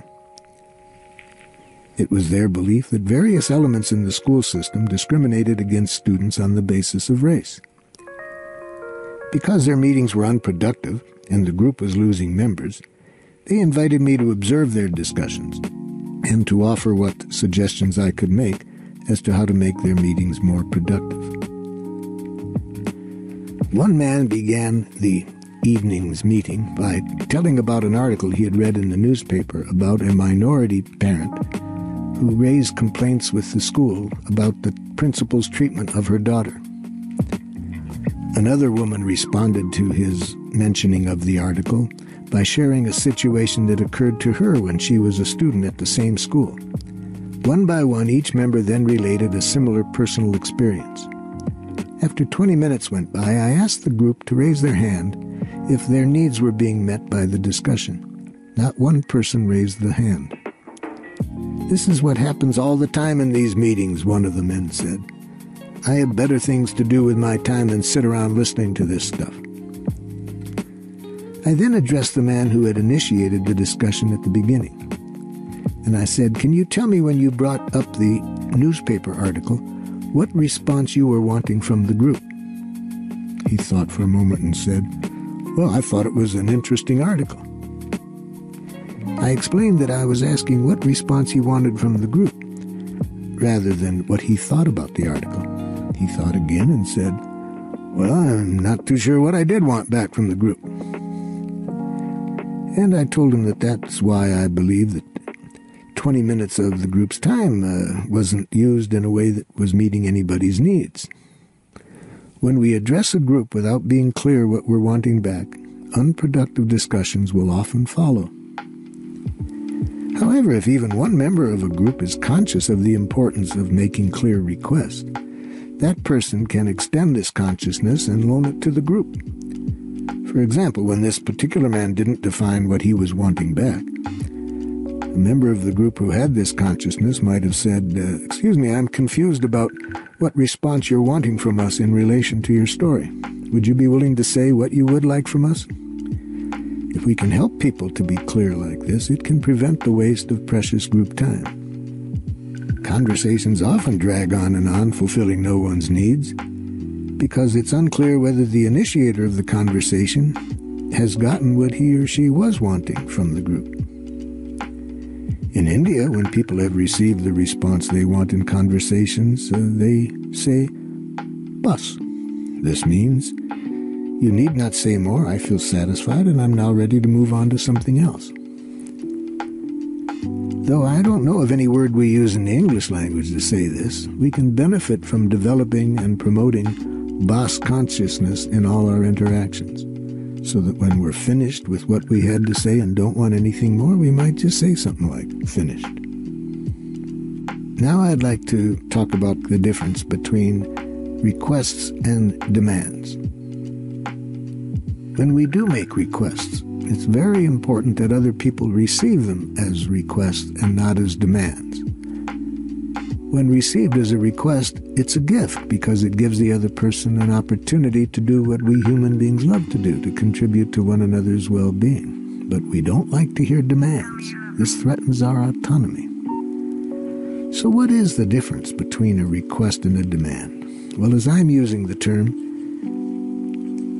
a demand is when a person believes that if they don't do what the other person is requesting, that in some way they will be punished, they will be rejected, guilted, shamed.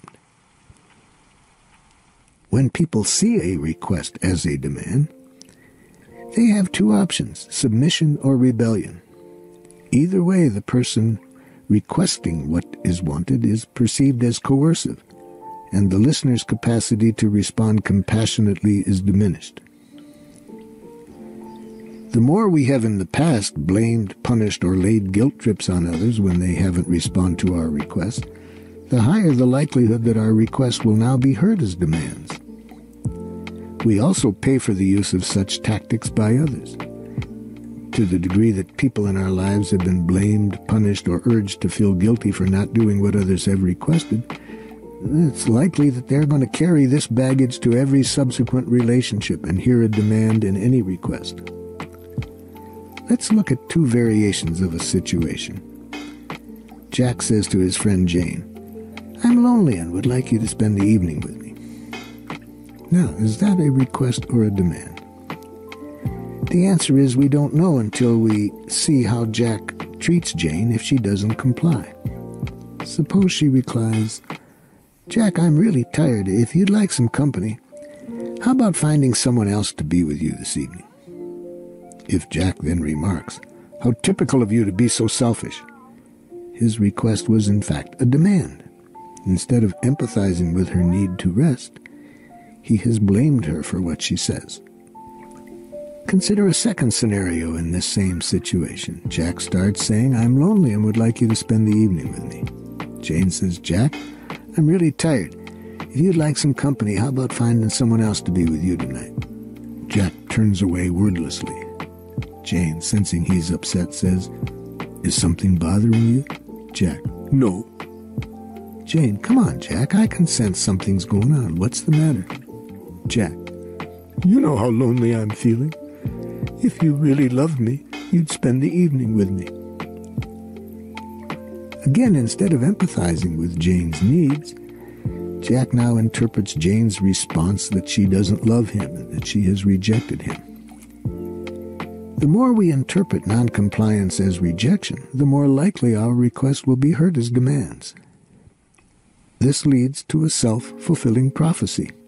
Or the more people hear demands, the less they enjoy responding to our request.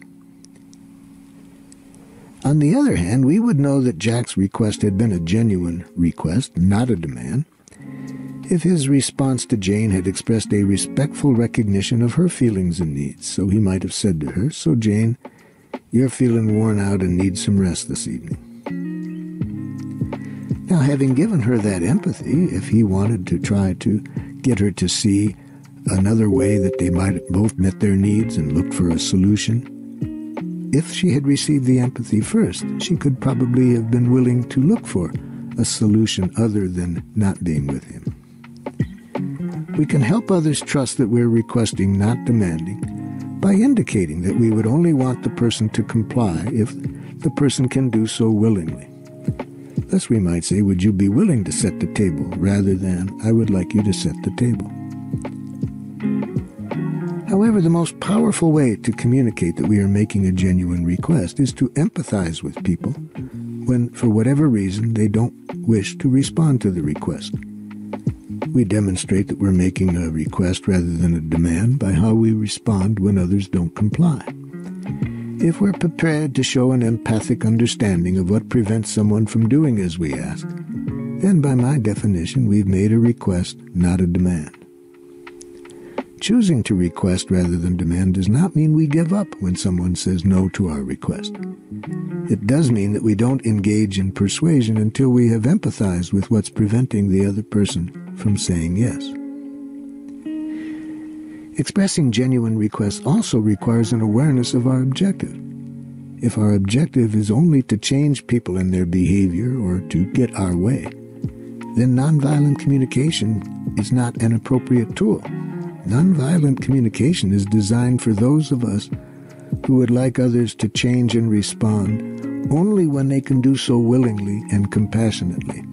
The objective of nonviolent communication is to establish a relationship based on honesty and empathy. When others trust that our primary commitment is to the quality of the relationship and that we expect this process will fulfill everyone's needs, then they can trust that our requests are true requests and not camouflaged demands. A consciousness of this objective is difficult to maintain, especially for parents, teachers, managers, and others whose work centers around influencing people and obtaining results. During the initial phases of learning this process, we may find ourselves applying the components of nonviolent communication mechanically without awareness of the underlying purpose. And it's important to be continually conscious that the purpose is not to get what we want, but to create the quality of connection that makes compassionate giving possible. Compassionate giving of a kind that allows everyone's needs to get met. Sometimes, however, even when we're conscious of our intent and express our requests with care, people can still hear a demand, especially if their life has been filled full of demands in the past. And this is particularly true when we occupy positions of authority and are speaking with those who've not had good experiences with people in authority in the past. Once the administrator of a high school invited me to demonstrate to teachers how nonviolent communication might be helpful in communicating with students who weren't cooperating as the teachers would have liked. I was asked to meet with 40 students who had been deemed socially and emotionally maladjusted. I was struck by the way such labels serve as self-fulfilling prophecies. If you were a student who had been labeled this way, wouldn't it give you permission to have fun in school? And wouldn't you be inclined to resist whatever was asked of you if you knew you were thought of as socially and emotionally maladjusted? By putting such labels on people, we tend to act toward them in a way that contributes to the very behavior that concerns us, and then we use this as further confirmation of our diagnosis.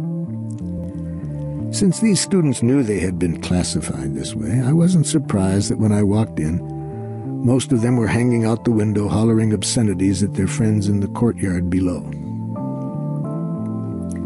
I began by making a request. I had to raise my voice to be heard, and I said, "I'd like you all to come on over here and sit down so I can tell you who I am and what I'd like to do today."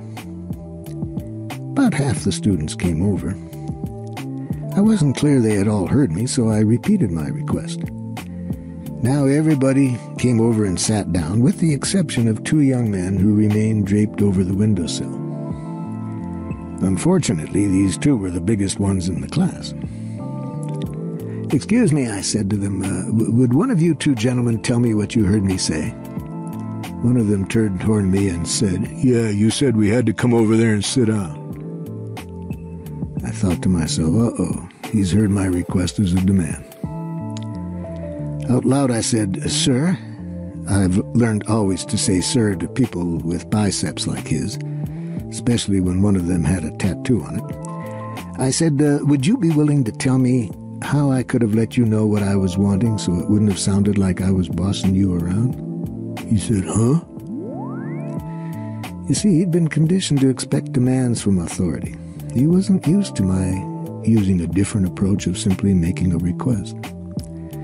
So I said to him, "How can I let you know what I'm wanting from you so it doesn't sound like I don't care about what you'd like?" He thought for a moment. He said, "I don't know." I said, "Well, what's going on between you and me right now is a good example of what I was wanting us to talk about today.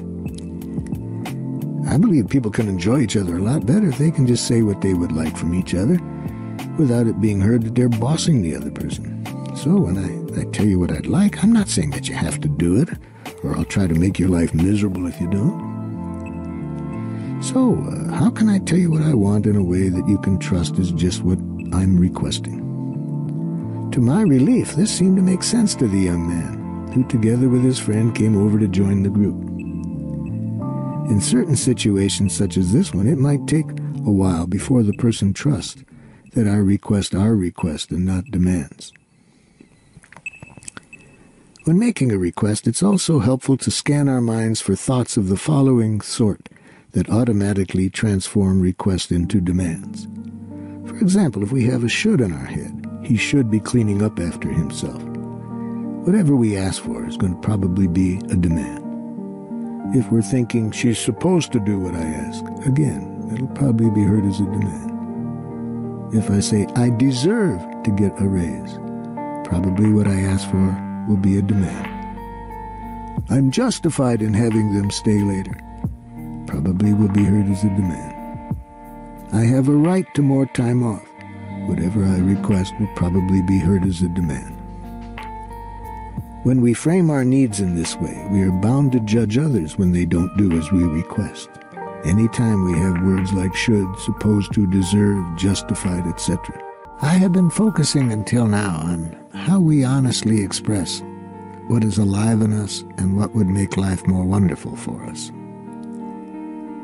I'd now like to turn our attention to how we can empathically connect with what is alive in others and what would make life more wonderful for them.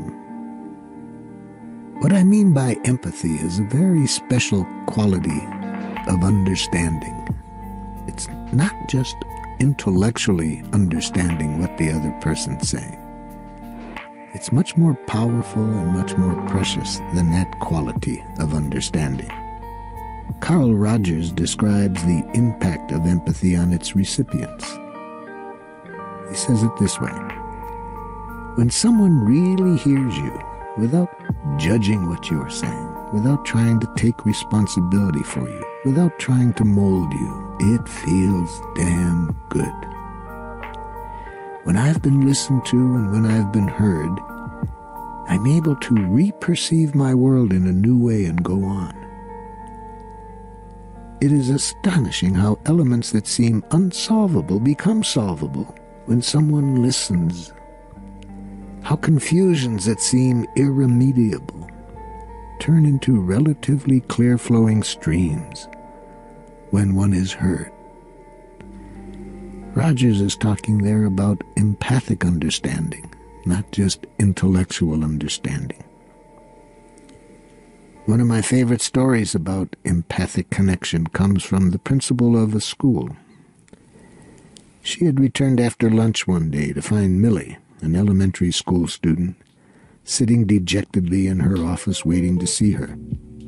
She sat down next to Millie, who began speaking by saying, "Mrs. Anderson, have you ever had a week when everything you did hurt somebody else and you never intended to hurt anyone at all?" "Yes," the principal replied, "I think I understand." Whereupon Millie proceeded to describe her week. By now, the principal related to me, I was quite late for a very important meeting. I still had my coat on and I was anxious not to keep a room full of people waiting. And so I asked Millie, what can I do for you?" Millie reached over, took both my shoulders in her hands, looked me straight in the eyes and said very firmly, "Mrs. Anderson, I don't want you to do anything. I just want you to listen." The principal told me that this was one of the most significant moments of learning in her life, that she was taught by a child. Never mind the room full of adults waiting for her. So she and Millie moved over to a bench that afforded them more privacy and sat. The principal put her arm around her shoulders. The child put her head on her chest. And she allowed the child to talk until she was done. She just was with her empathically. One of the most satisfying aspects of my work is to hear how individuals have used nonviolent communication to strengthen their ability to connect empathically with others. My friend Laurence, who lives in Switzerland, described how upset she had felt when her 6-year-old son had stormed away angrily while she was still talking to him. Isabel, her 10-year-old daughter, who had accompanied her to a recent nonviolent communication workshop, said, "So you're really angry, Mom. You'd like for him to talk when he's angry and not run off." Laurence marveled at how, upon hearing Isabella's words, she had felt an immediate diminishing of tension and was subsequently able to be more understanding with her son when he returned. A college instructor described how relationships between students and faculty had been affected when several members of the faculty learned to listen empathically and to express themselves more vulnerably and honestly. The college instructor said, "The students opened up more and more and told us about the various personal problems that were interfering with their studies.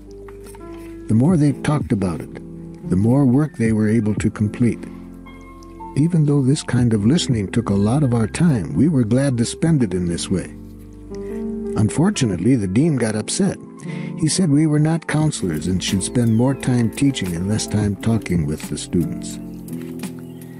When I asked how the faculty had dealt with this, the instructor replied, "We empathized with the dean's concern. We heard that he felt worried and wanted to know that we weren't getting involved in things we couldn't handle.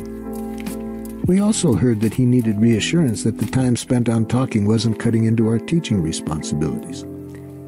He seemed relieved by the way we listened to him. We continued to talk with the students because we could see that the more we listened to them, the better they did in their studies." When we work in a hierarchically structured institution, there's a tendency to hear commands and judgments from those higher up in the hierarchy. While we may easily empathize with our peers and those in less powerful positions, we may find ourselves being defensive or apologetic instead of empathic in the presence of those we identify as our superiors. This is why I was particularly pleased that these faculty members had remembered to empathize with their dean as well as with their students. Because we're called to reveal our deepest feelings and needs, we may sometimes find it challenging to express ourselves in nonviolent communication.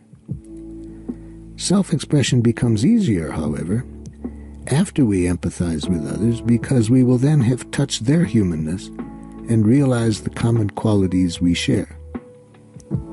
The more we connect with the feelings and needs behind their words, the less frightening it is to open up to other people. The situations where we are the most reluctant to express vulnerability are often those where we want to maintain a tough image for fear of losing authority or control. Once I showed my vulnerability to some members of a street gang in Cleveland by acknowledging the hurt I was feeling and my desire to be treated with more respect. "Oh, look," one of them remarked, "he's feeling hurt. Isn't that too bad?" At which point all his friends chimed in laughing. Well, I could interpret them as taking advantage of my vulnerability. That would be one option. Another option, I could have blamed them in some way for how they responded. Or I could empathize with the feelings and needs behind their behavior. If, however, I have an image that I'm being humiliated and taken advantage of, I may be too wounded, angry, or scared to be able to empathize. At such a moment, I would need to withdraw physically in order to offer myself some empathy or to request it from a reliable source. After I've discovered the needs that have been so powerfully triggered in me and have received adequate empathy for them from myself, I then can usually be ready to return and empathize with the other party. In situations of pain, I recommend first getting the empathy necessary to go beyond the thoughts occupying our heads and get down to recognize our deeper needs. Now, this takes some practice, and it may be that at that moment we're not able to get back to the other person and empathize with them. As I listened closely to the gang member's remark, "Oh, look, he's feeling hurt. Isn't that too bad?" and the laughter that followed, I sensed that he and his friends were annoyed and not wanting to be subjected to guilt trips and manipulation. They may have been reacting to people in their past who use phrases like, "That hurts me," to imply disapproval. Since I didn't verify it with them out loud, I have no way of knowing if my guess was in fact accurate. Just focusing my attention there, however, kept me from either taking it personally or getting angry. Instead of judging them as ridiculing or treating me disrespectfully, I concentrated on hearing the pain and needs behind their behavior. "Hey," one of them burst out, "this is a bunch of crap you're offering us.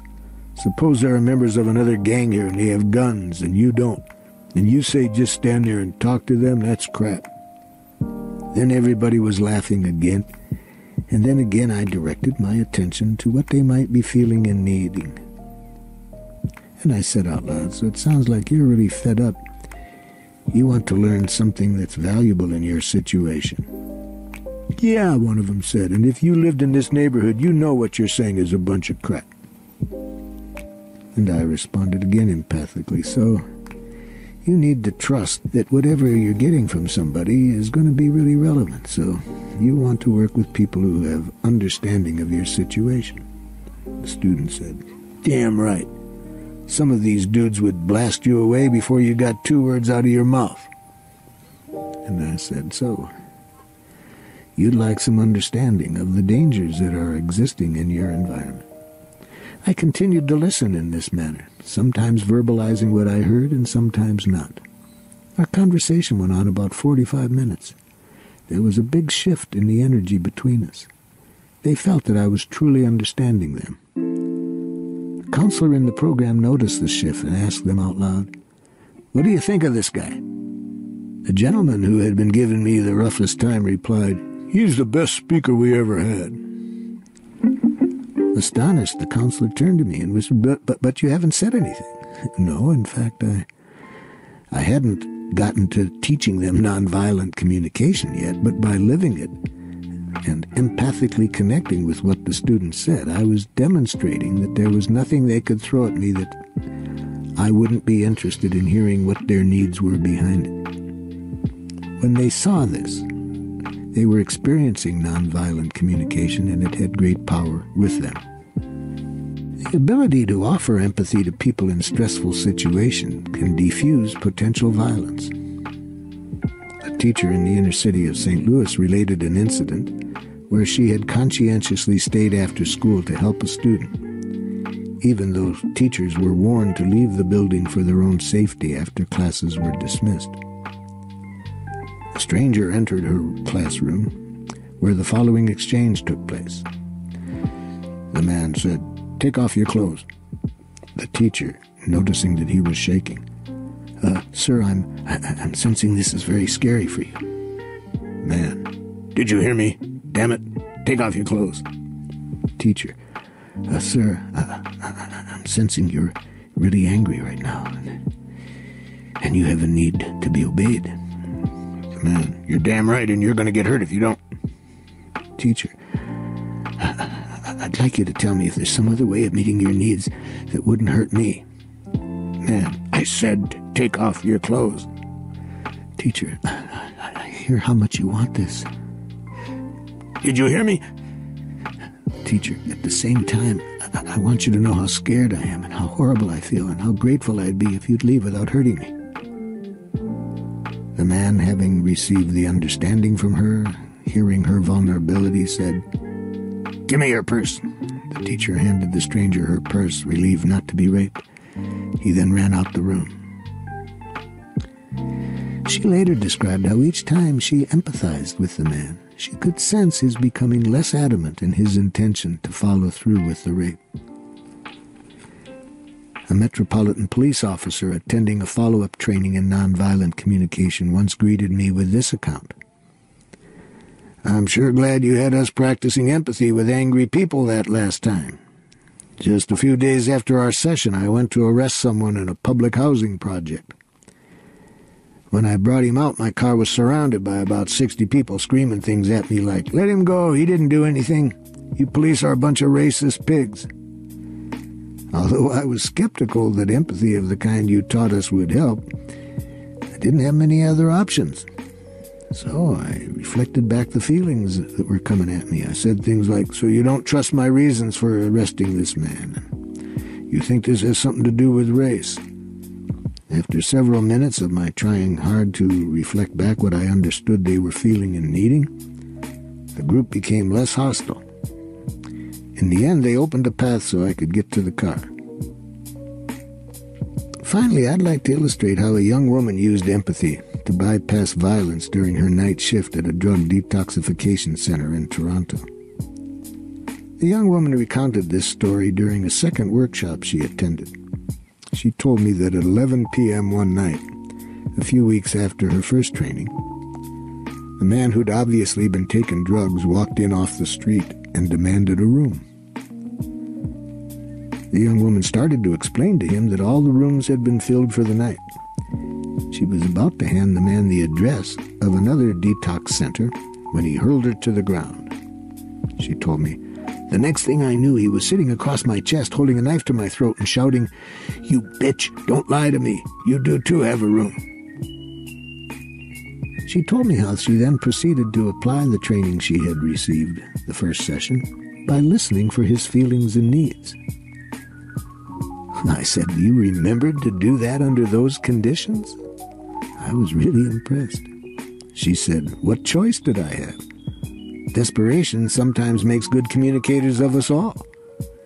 You know, Marshall," she added, "that joke you told me in the workshop really helped me. In fact, I think it saved my life." I said, "What joke?" And she answered, "Remember when you said never to put your butt in the face of an angry person? Well, I was all ready to start arguing with him. I was about to say, 'But I don't have a room,' when I remembered your joke. It really stayed with me because only the week before, I was arguing with my mother and she said, 'I could kill you when you answer but to everything I say.' Well, imagine if my mother was angry enough to kill me for using that word. What would this man have done? If I'd said, 'But I don't have a room,' when he was screaming at me, I have no doubt he would have probably gotten more angry and who knows what he would have done. So instead of saying, 'But I don't have a room,' I took a deep breath and said, 'Oh, it sounds like you're really angry and you want to be given a room.' He yelled back, 'I may be an addict, but by God I deserve respect. I'm tired of nobody giving me respect. My parents don't give me respect. I'm going to get respect.' So I just focused on his feelings and needs and said, 'So, sir, if I'm understanding you, you're fed up when your need for respect isn't getting met.' And I continued to hear his feelings and needs whatever he said.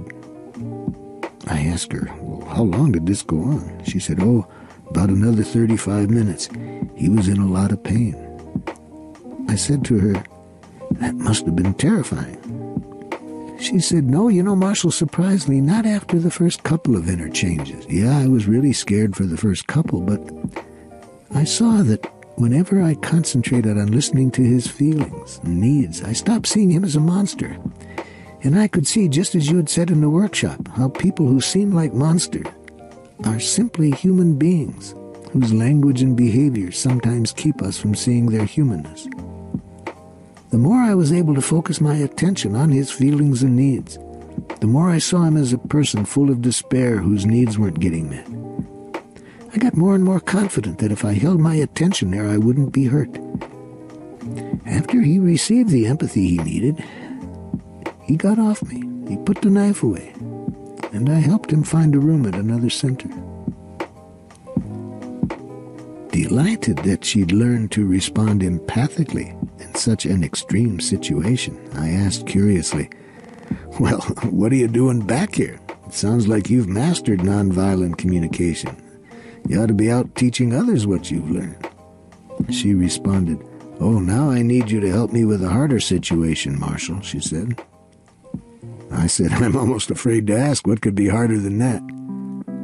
She replied, "Now I need you to help me do this with my mother.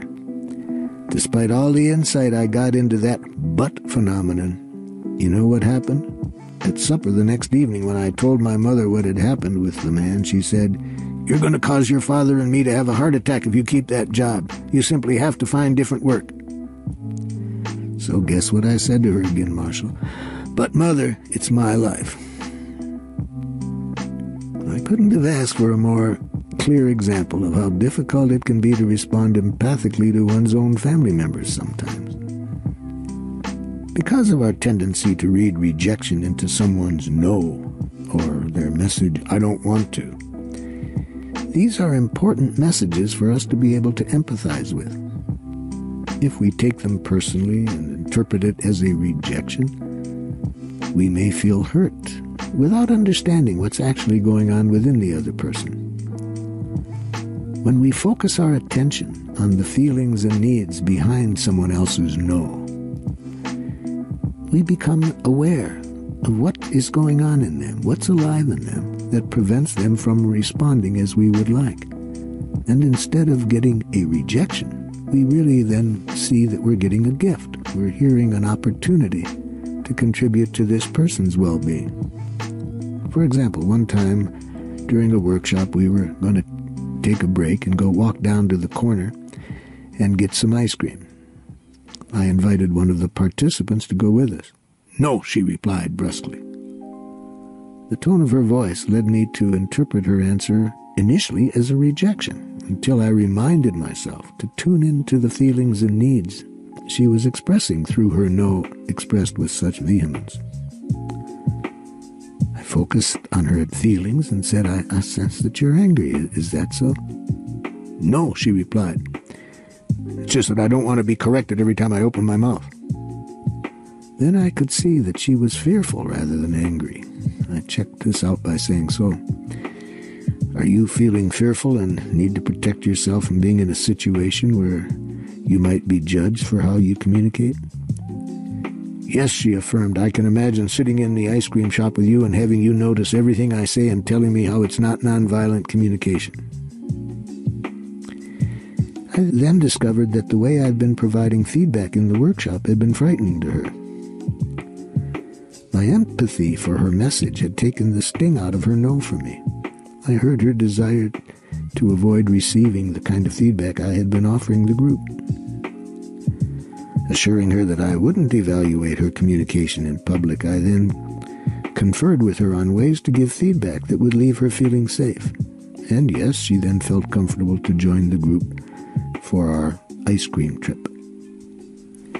We've probably all found ourselves in the midst of lifeless conversation. Perhaps we're at a social event hearing words without feeling any connection to the speaker. Or we may be listening to a Babylonian, a term my friend Kelly Bryson uses to describe people who talk on and on and on. In fact, he says they belong to a self-help group called On and On Anonymous. Vitality drains out of conversations when we lose connection with the feelings and needs generating a speaker's words. This is common when people talk without consciousness of what they're really feeling, needing, or requesting. Instead of being engaged in an exchange of life energy with other human beings, it's easy to experience ourselves as simply wastebaskets for the other person's words. So I think it's real important to know how and when to interrupt a dead conversation to bring it back to life.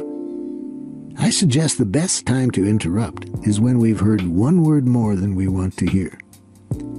The longer we wait, the harder it is to be civil when we do say something.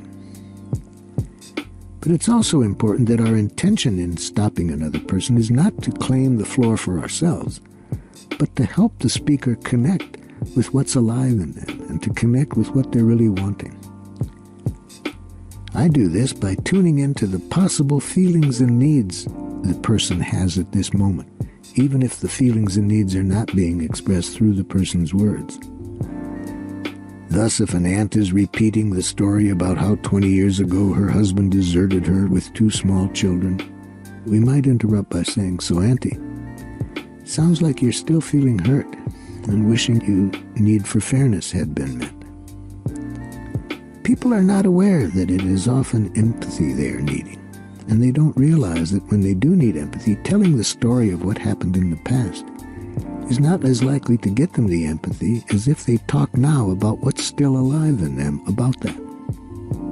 Another way to bring a conversation to life is to openly express our desire to be more connected and to request information that would help us establish that connection. Once at a cocktail party, I was in the midst of an abundant flow of words that to me, however, seemed lifeless. "Excuse me," I broke in, addressing the group of 9 other people I found myself with. "I'm feeling impatient because I really have a need for connection with you all, but our conversation isn't creating the kind of connection I'd like. I'd like each of you to tell me if the conversation we're having is meeting your needs, and if so, what needs of yours are being met through it." All 9 people stared at me as if I had thrown a rat in the punch bowl. Fortunately, I remembered to tune into the feelings and needs being expressed through their silence, and I empathically reflected, "Are you all feeling annoyed with what I said and needing to continue the conversation?" They all continued to look at me for a short time, and one of the men replied, "No, I'm not annoyed. I was thinking about what you're asking." No, I wasn't enjoying the conversation. In fact, to tell you the truth, I was totally bored with it. At the time, I was surprised to hear his response, because he was the one that was doing most of the talking. But now I'm no longer surprised that the talker can be as bored as anyone else, because I've learned that when conversations are lifeless, the speaker is often not getting what they want any more than anybody else. You may wonder how we can muster the courage to intervene in this way to bring a conversation back to life. I once conducted an informal survey posing the following question. If you are using more words than somebody wants to hear, do you want that person to pretend to listen or to stop you? Of the people I asked this, all but one expressed a preference to be stopped. Their answers gave me courage by convincing me that it's more considerate to interrupt people than to pretend to listen. All of us would like our words to enrich others, not to burden them. One of the hardest messages for many of us to empathize with is silence.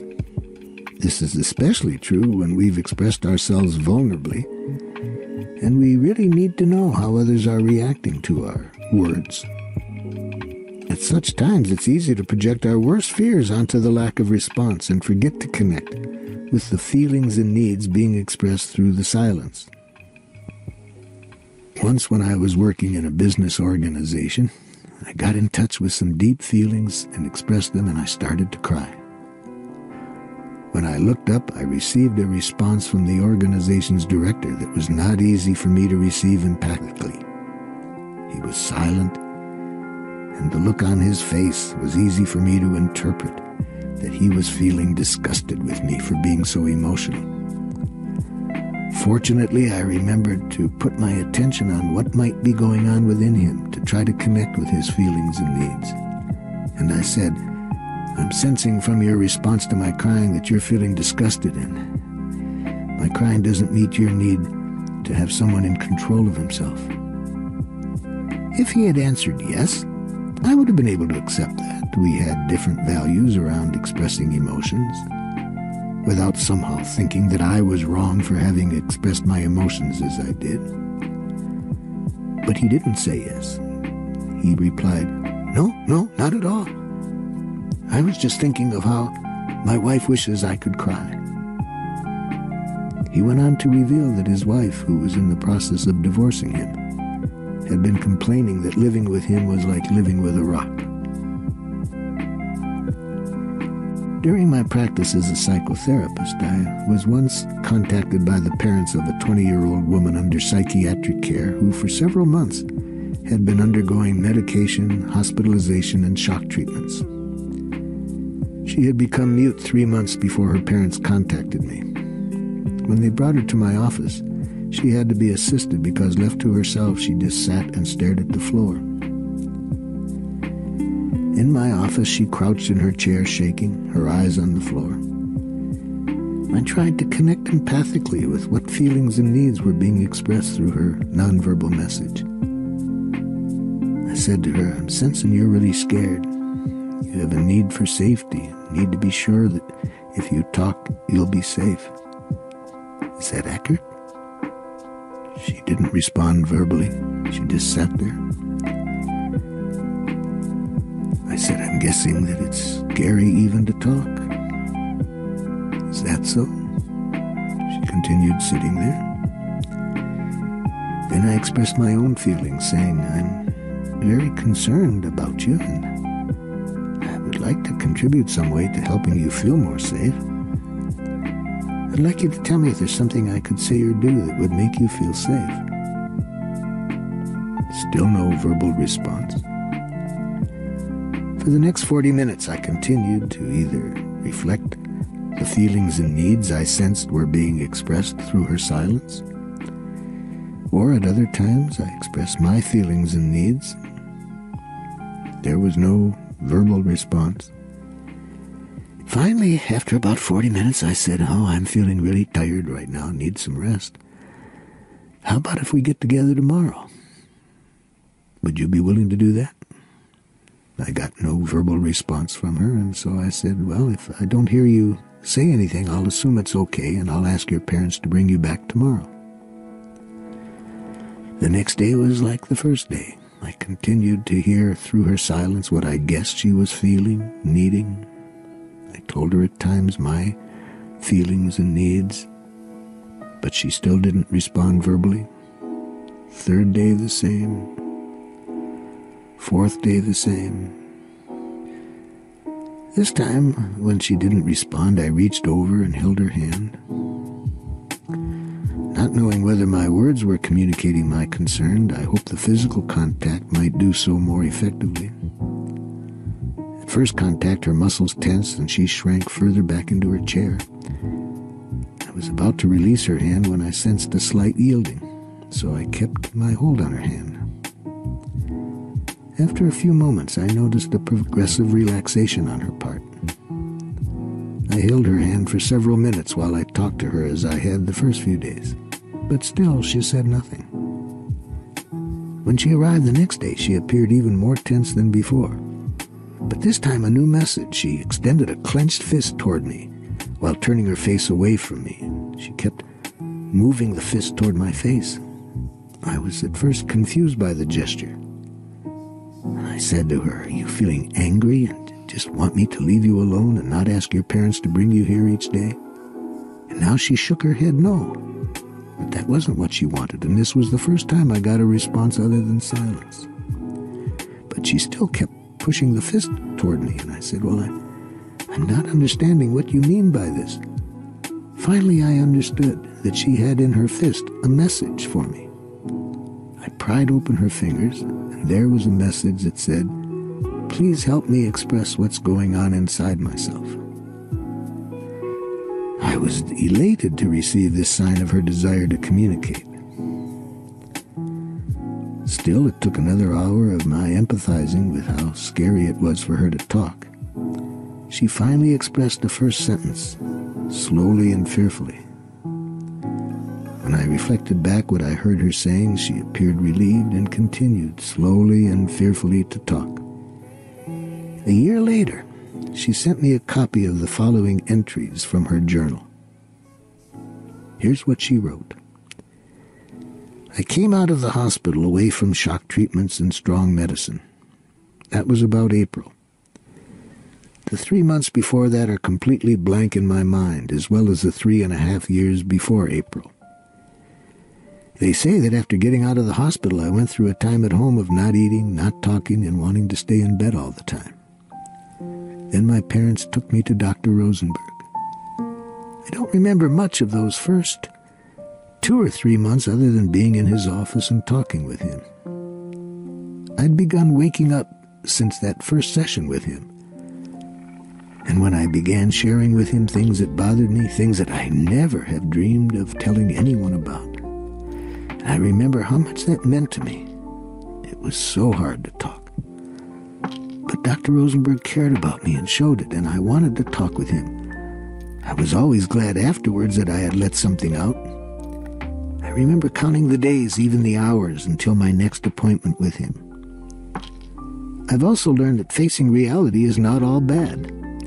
I'm realizing more and more of the things that I need to stand up to, things that I need to get out and do on my own. This is scary, and it's very hard, and it's so discouraging that when I'm trying really a lot, I can still fail so terribly. But the good part of reality is that I've been seeing that it includes wonderful things too. I've learned in the past year about how wonderful it can be to share myself with other people. I think it was mostly just one part of what I learned about the thrill of my talking to other people and have them actually listen, even really understand at times. I continue to be amazed by the healing power of empathy. Time and time again, I have witnessed people transcending the paralyzing effects of psychological pain when they have sufficient contact with someone who can hear them empathically. As listeners, we don't need insight into psychological dynamics or training in psychotherapy. What is essential is our ability to be present to what is alive in the other person, to the feelings and needs they're experiencing at that very moment.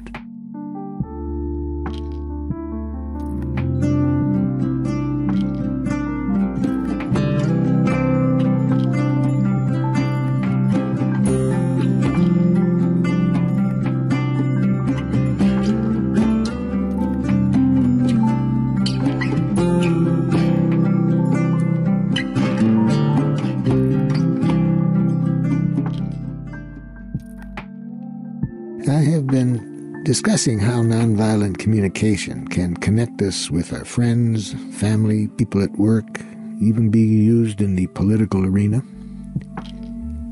However, its most crucial application in many ways may be in the way we treat ourselves. When we're internally violent toward ourselves, it's difficult to be genuinely compassionate toward others. I like the way Mahatma Gandhi said it. Let us become the change we seek in the world. When we have been taught to be judgmental toward ourselves, this prevents us from seeing the beauty in ourselves. We lose connection with the divine energy that is our source. Conditioned to view ourselves as objects full of shortcoming, is it any wonder that many of us end up relating violently to ourselves?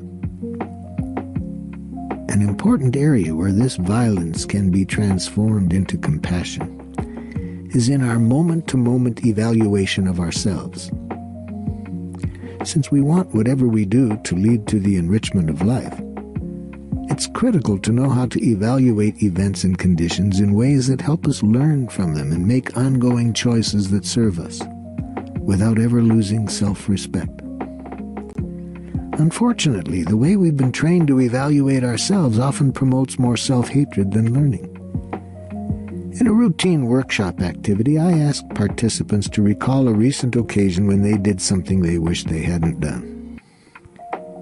We then look at how they spoke to themselves immediately after having made what is referred to in common language as a mistake, an error. Typical statements that people tell me they make of themselves when they are less than perfect sound like this. That was dumb. Or how could you do such a stupid thing? Or what's wrong with you? Or you're always messing things up. Or that was a selfish thing to do. These people have been taught to judge themselves in ways that imply that what they did was wrong or bad. Their self-admonishment implicitly assumes that they deserve to suffer for what they've done. I consider it tragic that so many of us get enmeshed in self-hatred rather than benefit from mistakes which show us our limitations and guide us toward growth. As I say in our workshops, please don't try to be perfect at nonviolent communication. Try to become progressively less stupid. If you want to be perfect at anything, if you make a mistake, it's a catastrophe. So what do people do when they're perfectionists? They don't try, because they might mess it up. They live by the philosophy you can't fall out of bed if you sleep on the floor. Or as this was expressed by the aunt of someone in a workshop of mine. She said, "My aunt said it this way, Marshall. Anything that's worth doing is worth doing poorly." So I'd like us to learn from our limitations this way, not as something that's wrong with us, but, okay, here's a learning opportunity. How can I learn from this? How can I evolve from this? Even when we do learn a lesson from mistakes for which we judge ourselves harshly, I worry about the nature of the energy behind that kind of change and learning. I'd like change to be stimulated by a clear desire to enrich life for ourselves and others, rather than by destructive energies such as shame or guilt. If the way we evaluate ourselves leads us to feel shame and we constantly change our behavior, we allow our growing and learning to be guided by self-hatred. Shame is a form of self-hatred, and actions taken in reaction to shame are not free and joyful acts. Even if our intention is to behave with more kindness and sensitivity, if people sense shame or guilt behind our actions, they're less likely to appreciate what we do than if we are motivated purely by the human desire to contribute to life. In our language, there is a word with enormous power to create shame and guilt. This violent word, which we commonly use to evaluate ourselves, is so deeply ingrained in our consciousness that many of us would have trouble imagining how to live without it. It is the word should, as in, I should have known better, or I shouldn't have done that, or I should do this. Most of the time when we use this word with ourselves, we resist learning because should implies there's no choice. Human beings, when hearing any kind of demand, tend to resist it because it threatens our autonomy, our strong need for choice. We have this reaction to tyranny even when it's internal tyranny, in the form of a should we're expressing to ourselves. A similar expression of internal demand occurs in the following self-evaluation. What I'm doing is just terrible. I really must do something about it. Think for a moment of all the people you've heard say, I really should give up smoking, or I really have to do something about exercising more. They keep saying what they must do, have to do, should do, and they keep resisting doing it. Because we human beings were not meant to be slaves. We were not meant to succumb to the dictates of should and have to, whether they come from inside or outside of ourselves. And if we do yield and submit to these demands, our actions arise from an energy that is devoid of life-giving joy.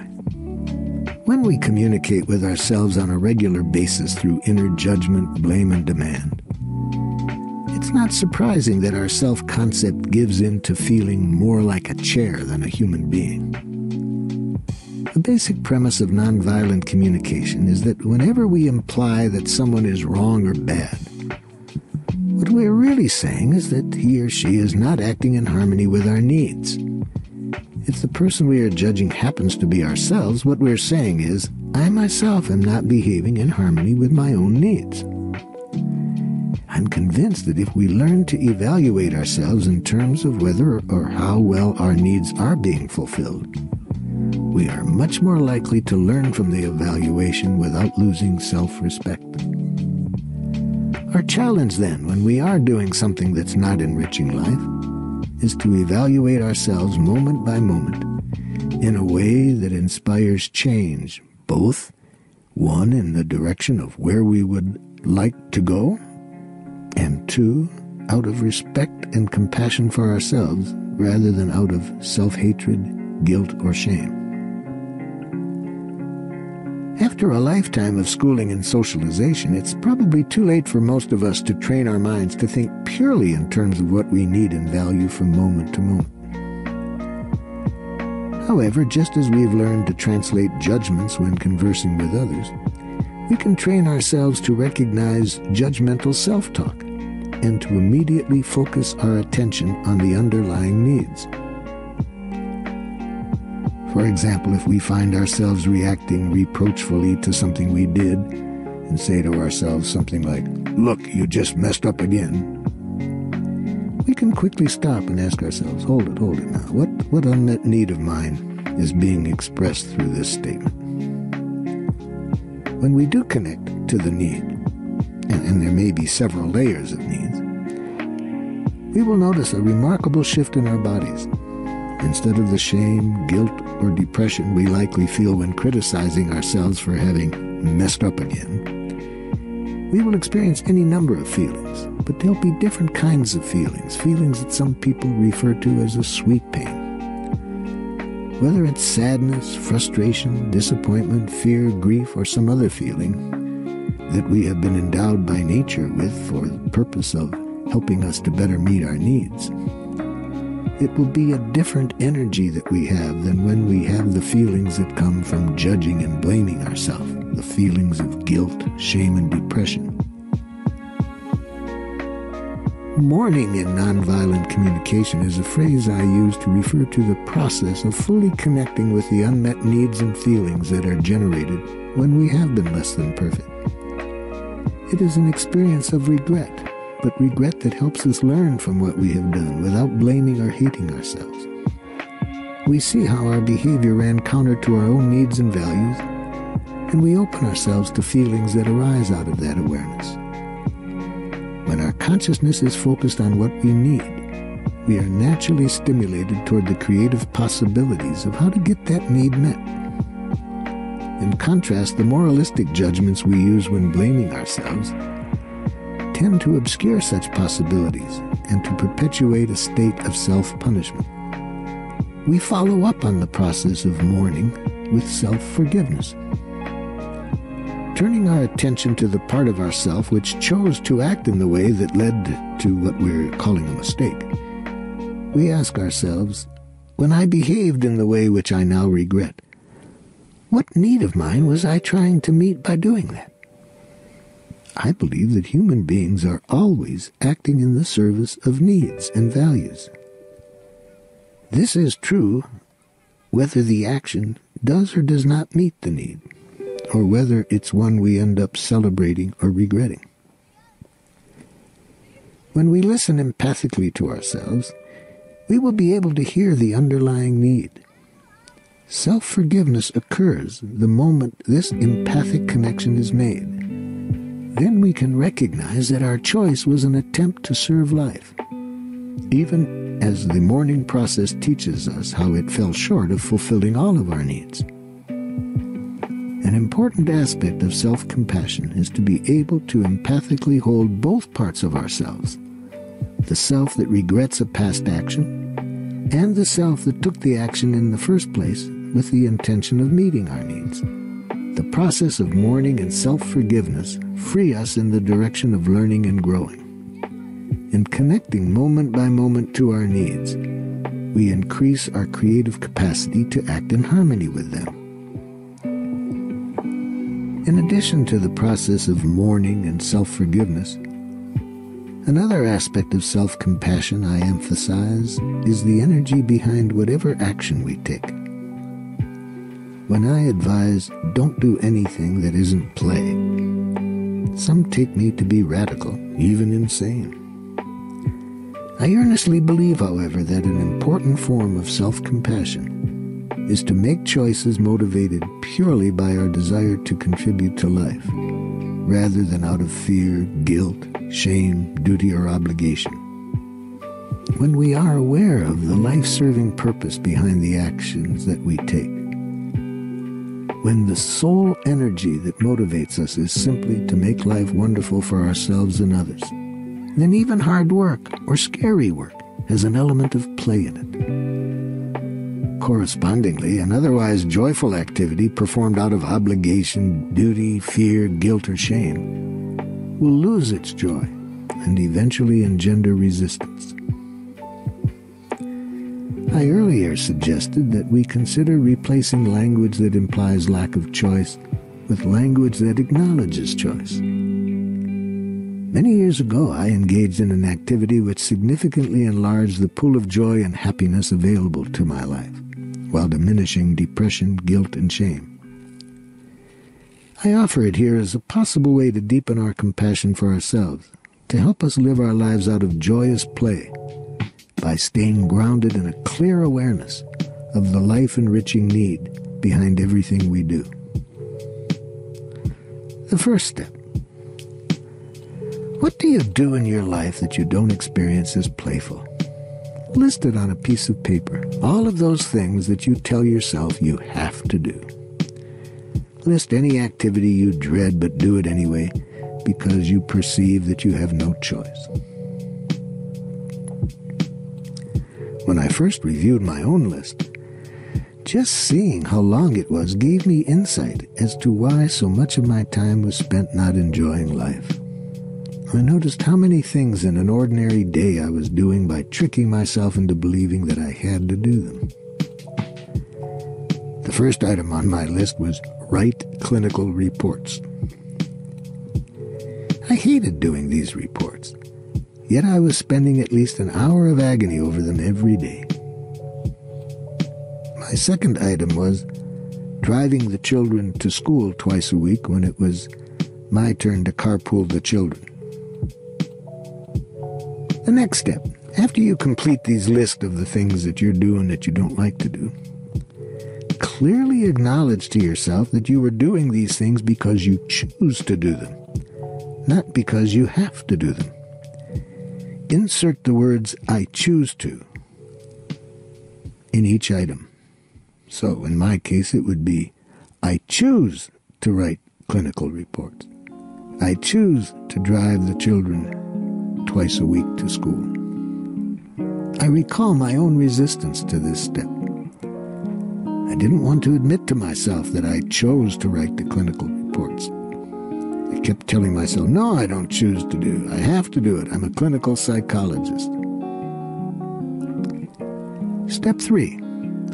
How do you know? After having acknowledged that you have chosen to do a particular activity, get in touch with the intention behind the choice by completing the statement, I choose to, and put in what the action is that you are doing that you don't like.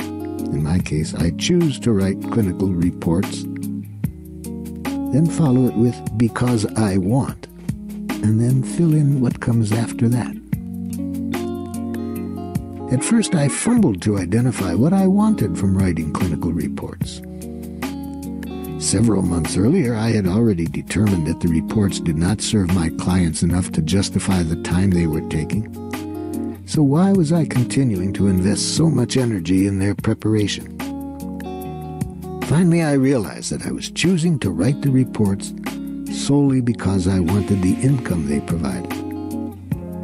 As soon as I recognized this, I never wrote another clinical report. I can't tell you how joyful I feel just thinking of how many clinical reports I haven't written since that moment 35 years ago.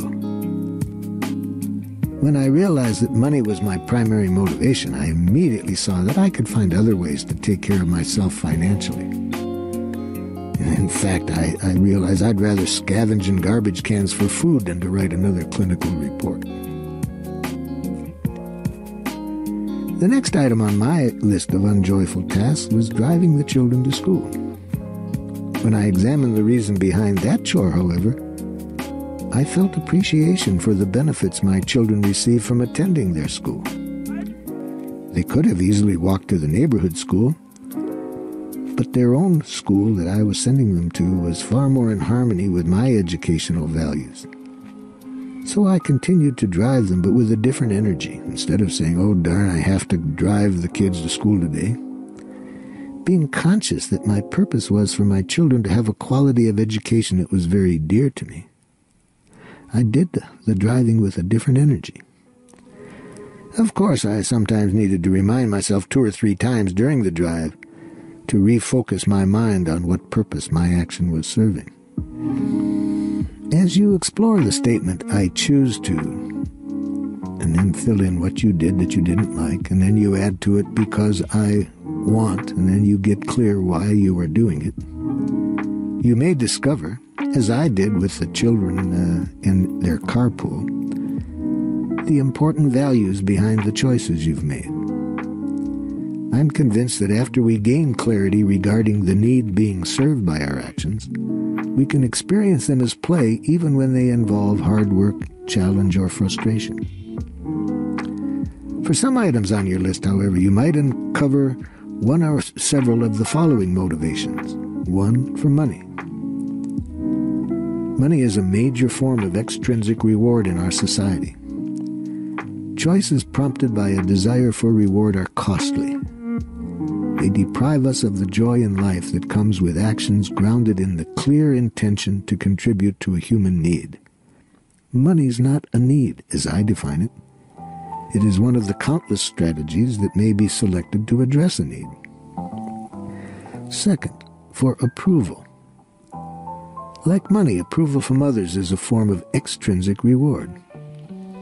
Our culture has educated us to hunger for reward. We attended schools that used extrinsic means to motivate us to study. We grew up in homes where we were rewarded for being good little boys and girls, and punished when our caretakers judged us to be otherwise. Thus, as adults, we easily trick ourselves into believing that life consists of doing things for rewards. We are addicted to getting a smile, a pat on the back, people's verbal judgments, to hear that we are a good person, good parent, good citizen, good worker, good friend, etc. We do things to get people to like us and avoid things that may lead them to dislike or punish us. I find it tragic that we work so hard to buy love and assume that we must deny ourselves and do for others in order to be liked. In fact, when we do things solely in the spirit of enhancing life, we will find others appreciating us. Their appreciation, however, is a feedback, confirming that our efforts had the intended effect. The recognition that we have chosen to use our power to serve life and have done so successfully brings us the genuine joy of celebrating ourselves in a way that approval from others by itself can never offer. Third, to escape punishment. Some of us pay income tax primarily to avoid punishment. As a consequence, we are likely to approach that yearly ritual with a degree of resentment. I recall, however, in my childhood how differently my father and grandfather felt about paying taxes. They had immigrated from Russia to the United States and were desirous of supporting a government they believed was protecting people in a way that the Tsar had not. Imagining the many people whose welfare was being served by their tax money, they felt earnest pleasure as they sent their checks to the United States government. When I saw that I was paying taxes during the Vietnam War, I didn't have that joy. I saw my money being used in ways that I wasn't comfortable with, and I found a way of avoiding giving the money for taxes. I gave the money to charitable purposes that I enjoyed supporting and learned to live on a poverty income so I wouldn't be taxed. Next, to avoid shame. There may be some tasks we choose to do just to avoid shame. We know that if we don't do them, we'll end up suffering severe self-judgment, hearing our own voice telling us how there is something wrong or stupid about us. If we do something stimulated solely by the urge to avoid shame, we will generally end up detesting it. Next, to avoid guilt. In other instances, we may think, oh, if I don't do this, people will be disappointed in me. We're afraid we'll end up feeling guilty for failing to fulfill others' expectations of us. There's a world of difference between doing something for others in order to avoid guilt and doing it out of a clear awareness of our own need to contribute to the happiness of other human beings. The first is a world filled with misery. The second is a world filled with play. Out of duty. When we use language which denies choice, for example, words such as should, have to, ought, must, can't, supposed to, and so on, our behaviors arise out of a vague sense of guilt, duty, or obligation. I consider this to be the most socially dangerous and personally unfortunate of all the ways we act when we're cut off from our needs. I earlier discussed how the concept of Amtssprache allowed Adolf Eichmann and his colleagues to send tens of thousands of people to their deaths without feeling emotionally affected or personally responsible. When we speak a language that denies choice, we forfeit the life in ourselves for a robot-like mentality that disconnects us from our own core. Now, if you make this list that I'm suggested and get clear why you are doing these things, that you choose to do it because you want something, and you get clear why it is that you're doing it, you may decide to stop doing certain things in the same spirit that I chose to forego clinical reports. As radical as it may seem, I believe it is possible to do things only out of play. I believe that to the degree that we engage moment by moment in the playfulness of enriching life, motivated solely by the desire for its enrichment, to that degree we are being compassionate with ourselves, and life is play. I would like to talk now about when the use of force might be chosen. Many times people are surprised when I say that because they think that somehow nonviolence means that we cannot use force. It does require, however, knowing the difference between the protective use of force, which I see as in harmony with nonviolence, and not getting that mixed up with the punitive use of force. When two disputing parties have each had an opportunity to fully express what they are feeling and needing and requesting, and each has empathized with the other, my experience has been that a resolution can be reached that meets the needs of both sides. At the very least, the two can agree in goodwill to disagree. In some situations, however, the opportunity for such a dialogue may not exist, and the use of force may be necessary to protect life or individual rights.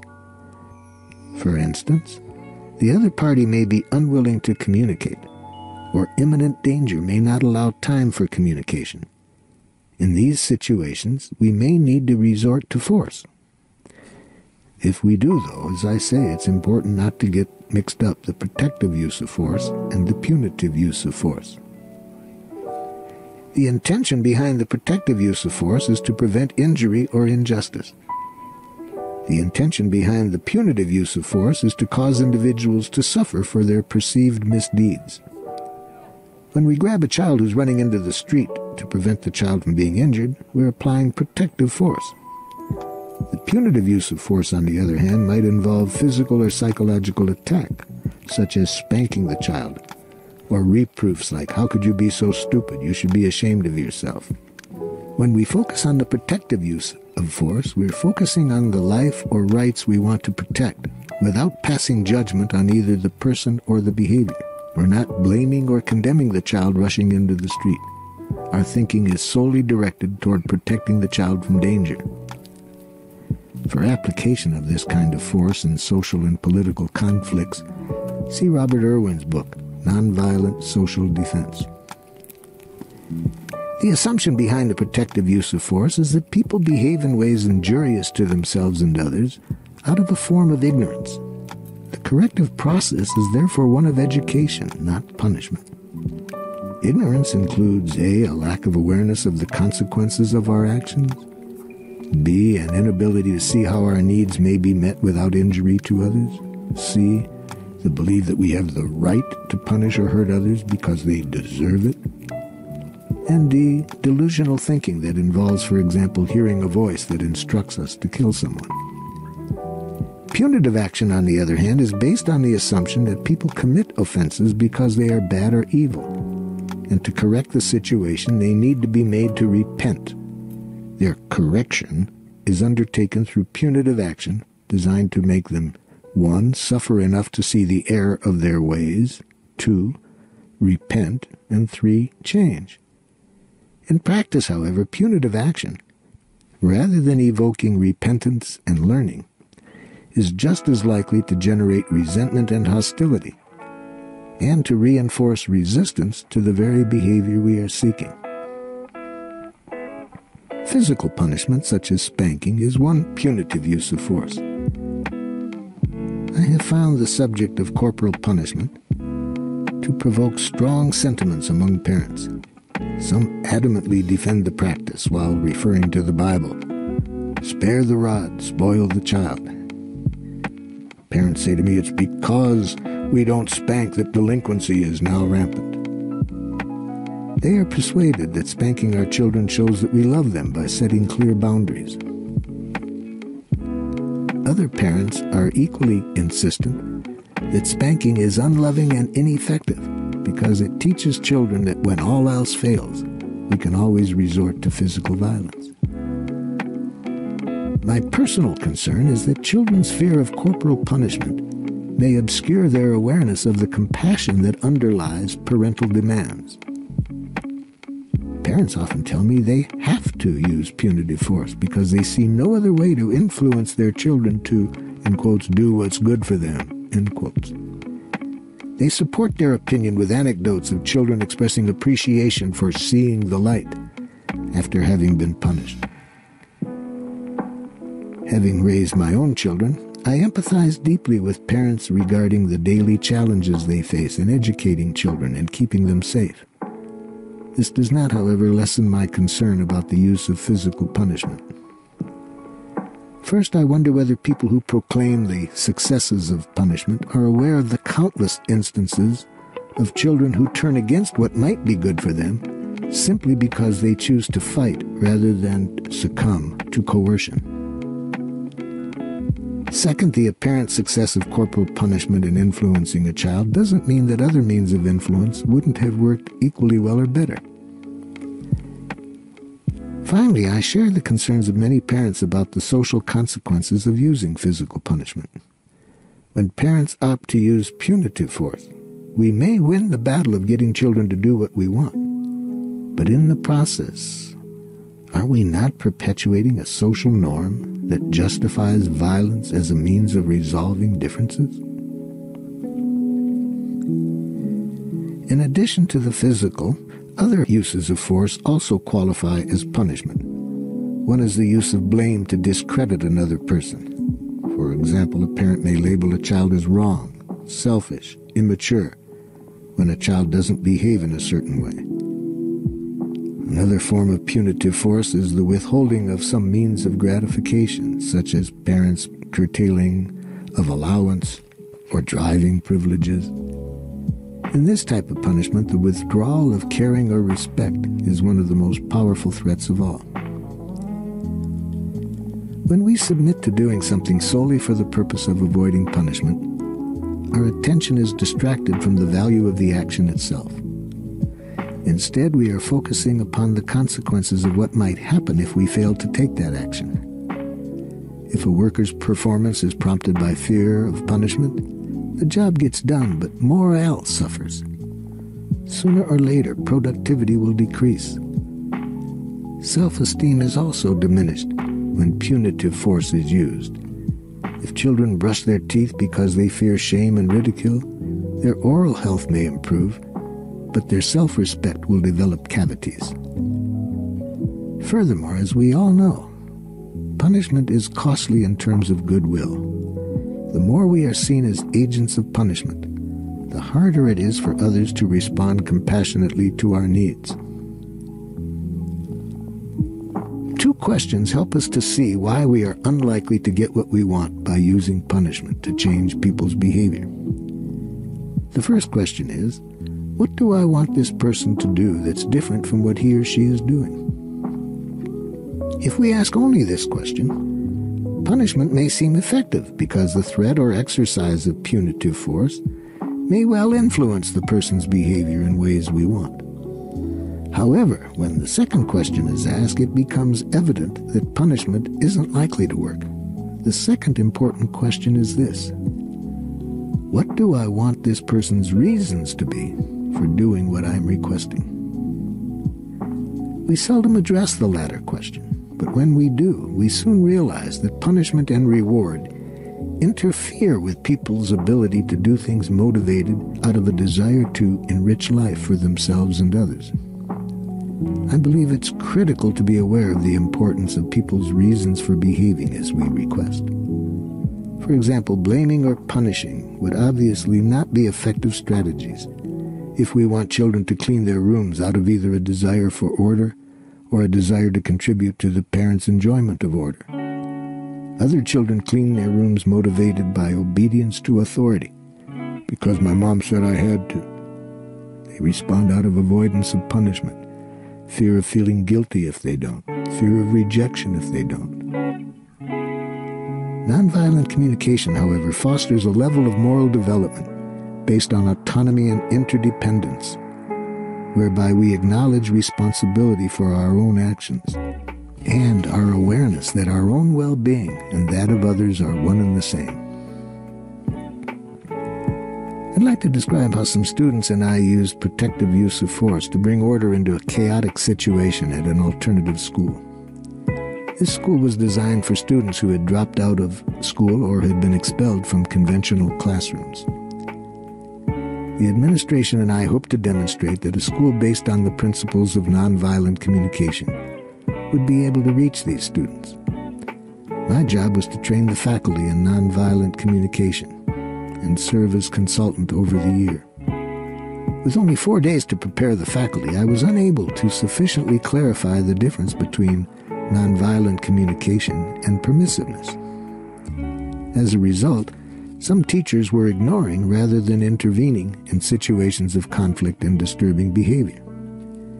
Besieged by increasing pandemonium, the administrators were nearly ready to shut down the school. When I requested to talk with the students who had contributed most to the turbulence, the principal selected 8 boys aged 11 to 14 to meet with me. The following are excerpts from the dialogue I had with the students. Myself, expressing my feelings and needs without asking probing questions. I said, "I'm very upset about the teachers' reports that things are getting out of hand in many of the classes. I'd like very much for this school to be successful. I asked to meet with you today in the hopes that you could tell me what could be done that would improve the school." One of the students said, "The teachers in this school, they're fools, man." I said to the student, "Are you saying that you're disgusted with the teachers and you want them to change some things they do?" "No, man," the student said. "They're fools because they just stand around and don't do nothing." I then said, "You mean you're disgusted because you want them to do more when problems occur?" This was my second attempt to understand his feelings and needs. He said, "That's right, man. No matter what anybody does, they just stand there grinning like a bunch of fools." I asked him if he'd give me an example of what he meant by the teachers doing nothing. He answered, "Easy, just this morning.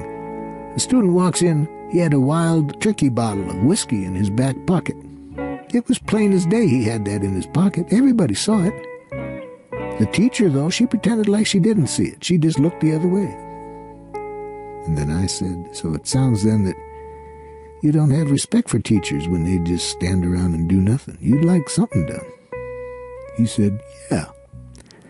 I said, "Well, I'm disappointed because I want them to be able to work things out with students, but it sounds like I wasn't able to show them what I meant by how to deal with such situations."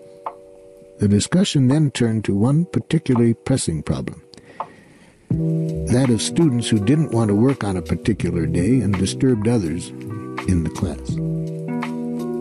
I said, "I'm anxious to try to solve this problem because the teachers tell me it's the one that bothers them the most. I would appreciate your sharing what ideas you have with me." One of the students said, "The teachers have to get a stick and hit the kids."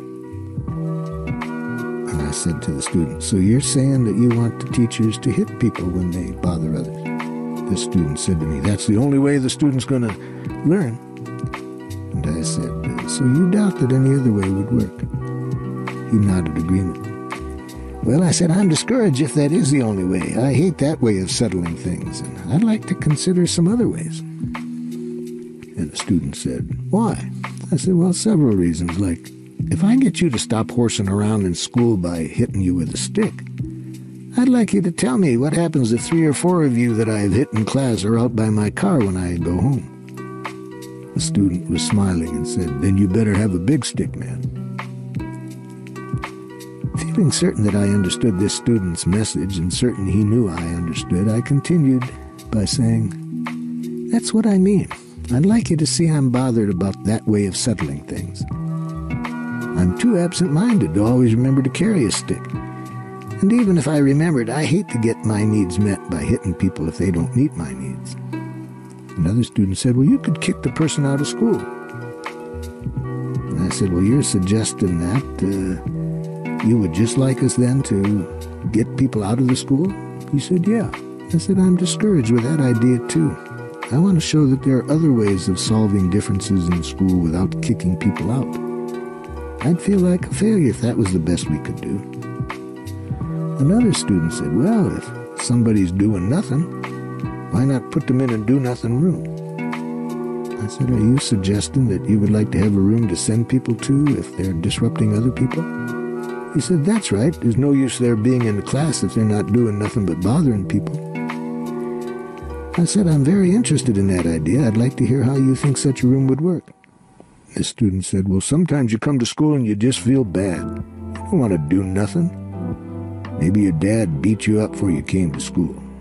So we could just have a room where students, when they feel bad, they could go there till they feel like coming back and doing the work." I said back to that I understood what he was saying, but I was anticipating that the teacher and other students would be concerned about whether people would go willingly to this room. The student said confidently, "They'll go." I said I thought the plan might work if we could show the students that the purpose was not to punish, but to provide a place to go for those who weren't ready to study, and simultaneously a chance to study for those who wanted to study. I also suggested that this room would be more likely to succeed if it was really known that it was a product of what the students wanted, rather than something the staff just put on them. So we set up a do-nothing room for students who were upset and didn't feel like doing anything that day in the form of schoolwork, and whose behavior kept others from learning.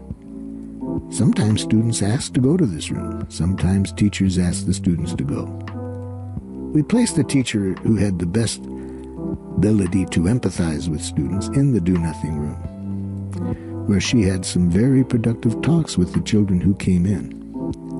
This setup was an immense success in restoring order to the school, because the students who devised it made its purpose clear to their peers.